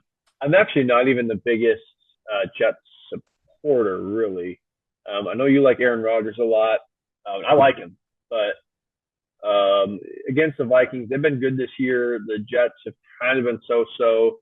Their defense is pretty good, but the Vikings' offense has been pretty solid. So I think that Vikings will pull away. But it's in London. There's jet lag, a lot of things going on, so I could be wrong. Well, I'm either going to start off my Sunday ready to rock or just pissed off. Because I'm taking New York. Their offense has been so wishy-washy. It's going to all depend on what offense shows up. I think their defense is pretty consistent for the most part. They're a good defense. I don't think Minnesota's that good. So I think the Jets pull a squeaker out. It's a close game. Maybe an Aaron Rodgers last drive, or the defense holds Minnesota. One of the two. But it'll be a close game. Jets win. And just for Michael, the Jets score at least 30 points on Minnesota. Well, you got close because I think you said the Packers are going to score like 30. I think and they've got like 28. 31 points, pal. But they scored 28. You're close. Yeah. Close on the counts in horse grenades and hand shoes. So take that, Barnes. Even though he still won. Yeah, take that. Hope you enjoyed that win. Loser. Just kidding. I like that episode. Those are my favorites. Winner. All right. On to the noon games. Oh, man. These are just pitiful. Oh, my God. These first three games. We should have the same picks all around. No, I don't think so. Because I'm gonna be wild on these noon games. Because these noon games, I'm looking at them. They're wild. These are wild fucking games. Just listen to these games. Let's start with the first one. The 1-3 Carolina Panthers. The 1-3 Carolina Panthers at the 2-2 Chicago Bears. I don't know which more team is fraudulently fucked, but it's a talk. I literally don't know. Do you want to take a team that doesn't know how to score on offense, or do you want to take a ginger that's going to ram it down your throat hole and make you pay? Because he had a little off day, last weekend, and he had a spectacular day the other time. I'm taking Carolina because the Chicago Bears are frauds, don't know who they are. They haven't known who they've been or who they want to be since Rex Grossman. And even then, they didn't even know who they were. But they somehow made it to the freaking championship. So, Carolina fans, there's your second win. I mean, I live right there. I actually work literally, I don't know, maybe 100 feet from the stadium. So I see their stadium literally every single day. I want to pick Carolina because I live here. They are the home team. It's so sad being a person here that has to try to root for them. Well, Bears have a bad offensive line. they are in Chicago. Yeah, I mean, I guess, but I don't know if that helps a whole lot. I'm gonna go. I just don't think Carolina has a good enough defense. But not to say Bears offense is any good. I really don't like their quarterback. But I am gonna go. I think I'm gonna go Bears at the very least, just to do the opposite of what you're doing. And maybe I get blamed for that because I'm from Carolina. But You should play the opposite I'm gonna game. go Bears. But I do like what Carolina's doing right now. I think that they made some decisions finally, and Andy Dalton's been kind of showing up. It looks okay, but I think that we are a little too excited because we won a game, and so here that's the equivalent of winning the Super Bowl. So people are really excited here. It's the talk of the town. But I'm going to go Chicago. All right. I Well, know better. even though we have one team that, for this next one is positive, I still think it's a crapshoot. We got the 1-3 Cleveland Browns at the 3-1 Washington Commanders. And don't get me wrong, the Commanders are somewhat good, but passing wise, they are shit. Running wise, Oh, that's my quarterback. Watch out. they do some work. I'm taking Cleveland. Bold strategy, Cotton. Wow, I like bold strategy. We'll see if it pays off for him. Yeah. I like that pick because it's kind of bold. I like the Browns last year. I don't really know what they're doing right now. Legally, I have to pick the Commanders. Jaden Daniels is my quarterback now because I had Legally. a gentleman that I will. Legally, I have a gentleman that I'll speak about here in a little bit. But I like Jaden Daniels. My issue with him is he makes me nervous because he runs a lot. But I think he's kind of what Kyler Murray wants to be. He runs a lot. I think he's going to get injured. I think he's going to break his collarbone or probably break his leg, slide or some stupid thing. And he's going to be out for the rest of the season. So it's a high risk, high reward. But he has scored a lot of points. The Commanders, they look okay. I don't think they're great, but the Browns have kind of, I don't know what their defense is. I don't know what's going on with the Browns right now. But I'm going to take the Commanders just because I have their quarterback and it's in Washington. So I'll take them. I just hope they win because I need it. I'm playing Nick this week, and he's going to win the whole thing. There's no chance he doesn't. So. Yeah, you better put your big boy pants on to beat Nick. That guy. Yeah, Nick's got his team's loaded. Ridiculous. I mean, he's 3-1. I'm 4-0, but I don't think it matters. I think he's going to win the whole thing. Yeah. Good luck with that. And no one knows who the Browns are. So, moving on to probably the dumbest fucking game of the whole noon games. And might I remind you, the Jacksonville Jaguars are in the noon games. And this is literally the dumbest fucking game of the noon game. If someone could be like, this is the highlight game, this is the one you want to watch. If you want to watch a shit show, I think this is the game you want to watch. Because this will either turn into two dumb idiots trying to catch a ball. And dumb idiots, I mean, these people are trying to catch a ball and they have literally no arms. So picture that in your mind. These are two teams with no arms trying to catch a ball. Or it's going to turn into the New England Patriots show and they are going to show up and destroy. And that's why I'm putting all my change into their pockets. And I said change because I would not put more than $1 in their pocket. I'm taking the very well said. Very well said. I agree. I cannot believe that either of us are saying this, but I am also taking the Patriots. My issue is the Dolphins. I mean, obviously Tua's out. They're riddled with injuries right now. I think last I heard they have like 13 injuries on their report. So their whole team is just riddled with it. And if you said this a year, 2, 3 years ago, you'd be shot in the head dead. But I'm gonna go Patriots on this one. It's in New England too, which kind of helps. But yeah, I'll go Patriots. The Dolphins, and I like the Dolphins too. I mean, they're one of my favorite teams. But I like their running backs, both of them. But yeah, Patriots. I haven't liked the Dolphins since shoot, what was that running back that likes smoking weed? He was really good. Number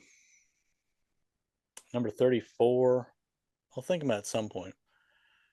Man, Ricky Williams. Ricky Williams. Hot damn. Oh man. That was the last time I liked the Dolphins. I do like their logo though, but their old logo, not their new one. So stick that in your pipe. It's a cool color scheme. Stick that in your pipe and smoke it, pal. I don't smoke, but okay. Good. All right. Moving on to our next game, which you would be like, hey, well, this is the shit game. No, it's not. This actually might be a very good game. We have the 2-2 Indianapolis Colts at the 0-4 Jacksonville Jaguars. And I have some news for you folks. Since I have no wins this season in this challenge, this is the last team that hasn't won. We're sticking together. I'm taking Jacksonville. Jacksonville's getting a win, and I'm getting a win. We're doing it together. Well, I'll tell you what. I actually don't think that's that dumb of a decision. I'll tell you why. My other quarterback, and I mentioned this earlier, my other quarterback is Anthony Richardson, and he was supposed to be the number one, but then he decided to kind of quit. He got injured, and so I think he's going to be missing from this game. To be honest, I don't even know who their backup is, and I don't think the Colts are strong enough to do it without Richardson. And I'm not even saying Richardson's good. I'm just saying that, man, this is a tough one. I think you're right. I think it's a good game, even though it is 0-4 Jaguars against the Colts. Yeah. It's not going to be. I want to go Jaguars too. I like the Jaguars. I mean, Trevor Lawrence is my favorite. I like Etienne Jr. I like Kurt. They got some good. They got a good team. I think I'll go Jaguars too. Hey, I mean, I'm 4-0, not 0-4, but hey, you know what? I like this because this really puts a lot of hype on this Carolina Panthers versus Bears game and Cleveland Browns Commanders. The two worst games of the week. Because we've gone pretty close, and oh man, like I said, yeah, Lucas and I we think a lot alike. I think we're pretty similar. We do. I 100% think I'm going to know on Sunday if the Jets win. It's going to be a good Sunday. If the Jets don't win, oh God, jeepers creepers. Oh man. Yeah. Well, moving on to Game 5 of the Noons, we got the 3-1 Buffalo Bills at the 3-1 Houston Texan Frauds. Sorry, did I say that? Frauds. They don't deserve those 3 wins at all. I'm taking the Buffalo Bills. I hate that you say that because I wanted to pick the Bills. It's not fair. This is one of the hardest ones because I'm so in between.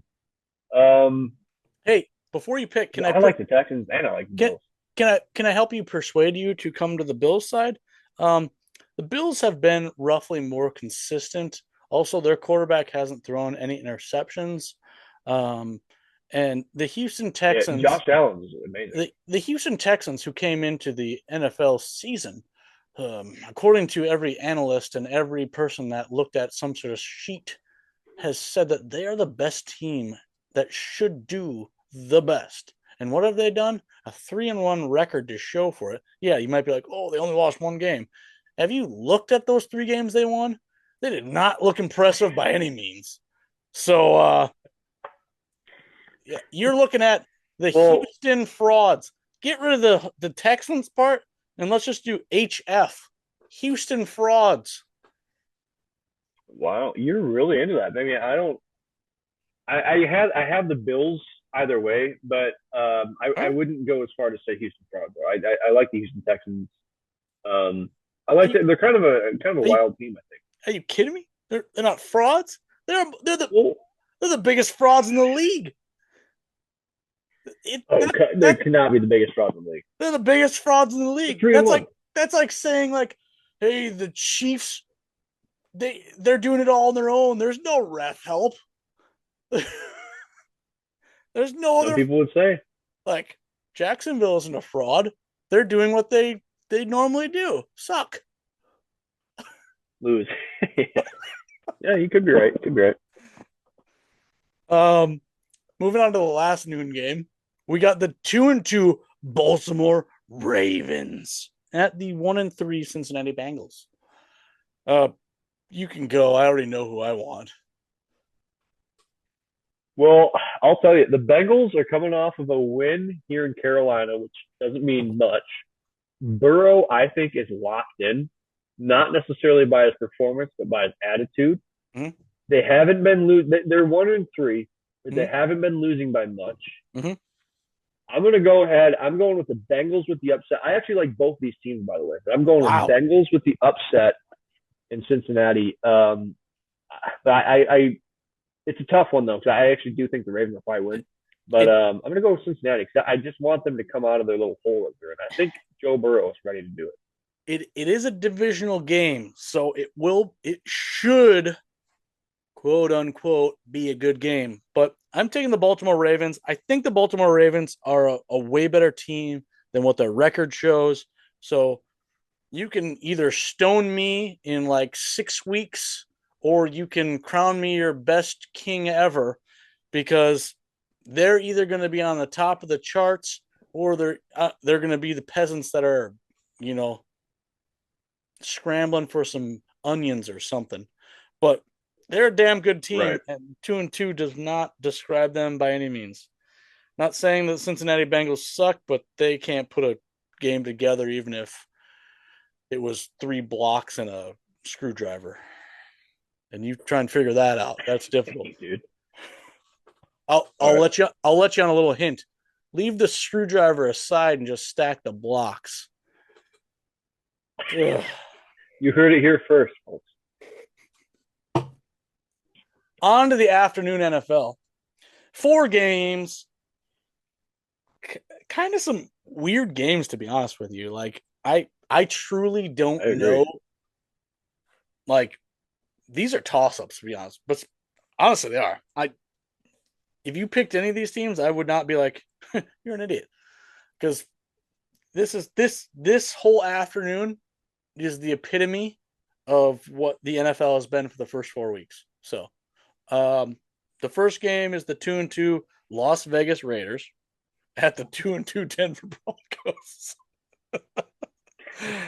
How about you go on this one? Because I don't have a clue. So I'm just trying to decipher some numbers in my head. Yeah, I think this one it is a toss up. All these games are toss ups. I'm gonna go Raiders only because Bo Nix is a fraud. I don't trust the Broncos. I actually don't even mind their defense. I just don't trust them. I just can't. I almost went with Broncos because they seem to be doing better this year, probably because they got rid of Mr. Wilson. But yeah, I don't trust them, so I'm going Raiders. Well, but the Raiders lost to the Charlotte Panthers, so that could be a mistake here. But yeah, I'll go Raiders. Well, Broncos country, let's ride.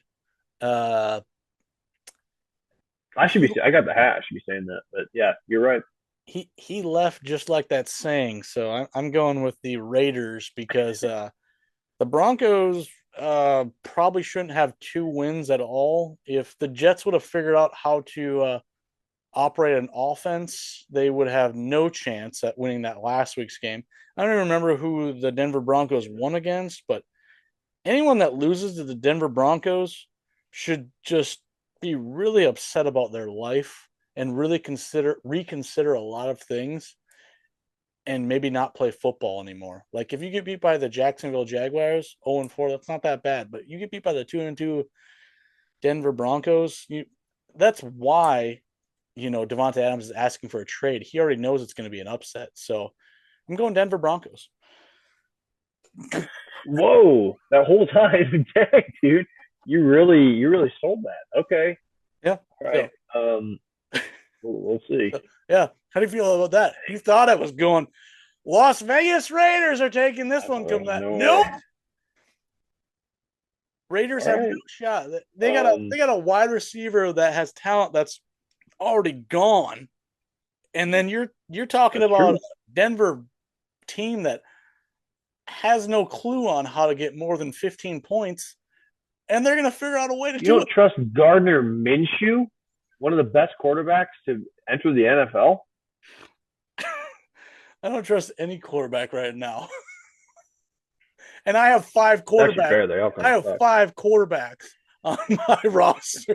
This was the worst year to try that strategy out. Yeah, thanks for that. Moving on to the 1-3 Arizona Cardinals at the 2-2 San Francisco 49ers. I don't like the Cardinals just because they just drive me insane, so I'm taking San Francisco. Yeah, I knew you were going to say that. I have Harrison Jr. I have Connor. I like the Cardinals. I love Arizona. I'm actually might be moving there here in a couple of years. If I could, I'm going Cardinals with the upset. I think it'd be an upset. Okay. I think if they won. I like their offense. And the 49ers are good, but I'm going Cardinals. Wow. We've really separated these last few. So we got the 1-3 New York Giants at the 3-1 Seattle Seahawks. The Giants have never been the same since Eli left, so I'm taking Seattle. Yeah, I'll be right there with you. I'll do Seahawks. I like Geno. I like Charbonnet. Kenneth. Their defense, I think, is halfway decent. Mm-hmm. I'll go Seattle over Giants. Okay. Final game of the afternoon. We got the 2-2 Green Bay Packers at the, excuse me, and that is much deserved for this team. The 1-3 LA Rams, who just have no clue who they are anymore. So I'm taking the Packers. So. Yeah, I'm from Wisconsin. I'm taking the Packers either way. Love looked good in the second half of the last game. I think if they could just stay clean, I think they should be okay. Yeah, it got to knock some of that rust off, So, yep. I think they'll be a lot better. And the Rams, like I said, don't have a clue who they are, so they're effed in the A cotton. So, on to Sunday Night Football, which we got the boys, the Dallas Cowboys, 2-2 with Mike McCarthy and the owner, Jerry's World, going to the 3-1 Pittsburgh Steelers. Who are you taking?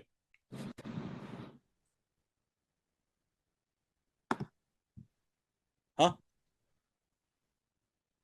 So I'm sorry, I missed some of that. My headphones went out with your little attack on Jerry.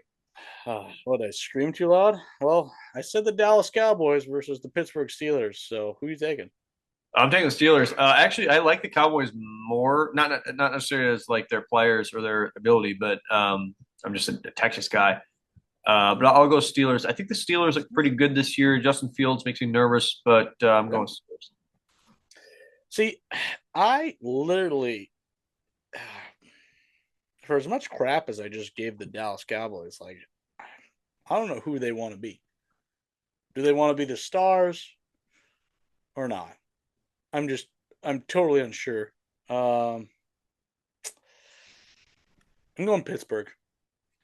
Okay. I can't trust the boys. Can't trust them. Nope. Same question for the same game.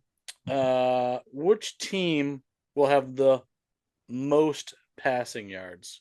Will it be Pittsburgh or is it going to be the boys?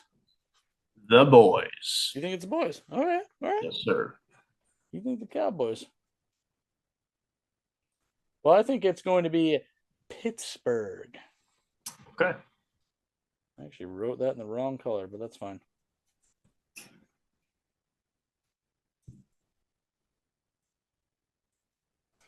So, on to Monday Night Football, which we have an actual good game if the refs stay out of it. We got the 2-2 New Orleans Saints at the 4-0 Kansas City Chiefs. Hopefully, no refs involved. Who you taking? I like the Saints this year. I don't like the Chiefs any year. Okay. The Saints, I don't think have been playing up to their standard the past game or two, but I'm just for fun. I'm going to do Saints with the upset. Okay. I think it'd be an upset just because you have 4-0 Kansas. It's KC, Yeah. and it's an away game, but I'll still go Saints.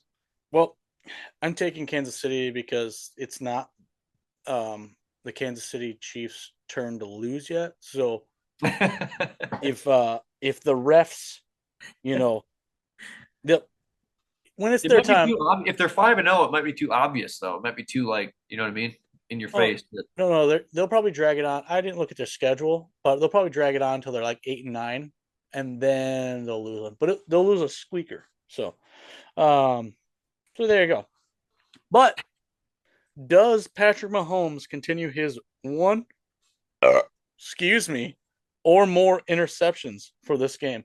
He has had one interception or more through his whole first 4 weeks. So does he continue his one or more interceptions? I'm saying yes, because he's a fraud this year, and that's why they need the refs. So I'm saying yes, he will throw at least one interception. Yep. I'm agreeing with you. I'll say yes on that. The Saints have, I think, 6 interceptions on the year in 4 weeks. I agree Mahomes is a fraud. I will say the refs will probably spank the Saints on the butt and make them give the ball back, but I do think they'll get the interception. And, yeah, I'm going to go ahead and say yes on that one. Okay. Yeah. No. So our final 2 questions are on the whole NFL. So it is from Thursday to Monday.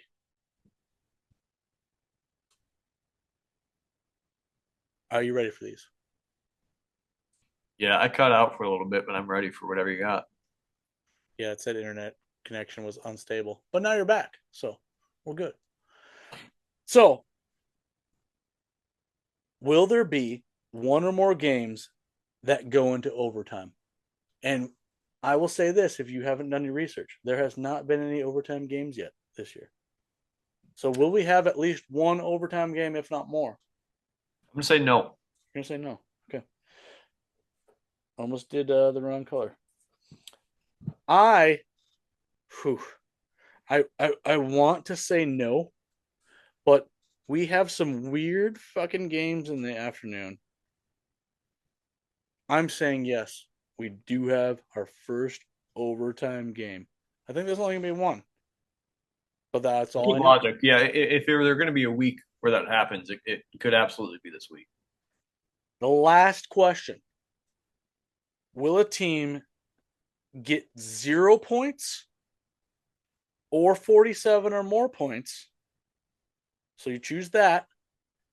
So either a team gets 0 points this week or 47 or more points, or you bank on none of that happens.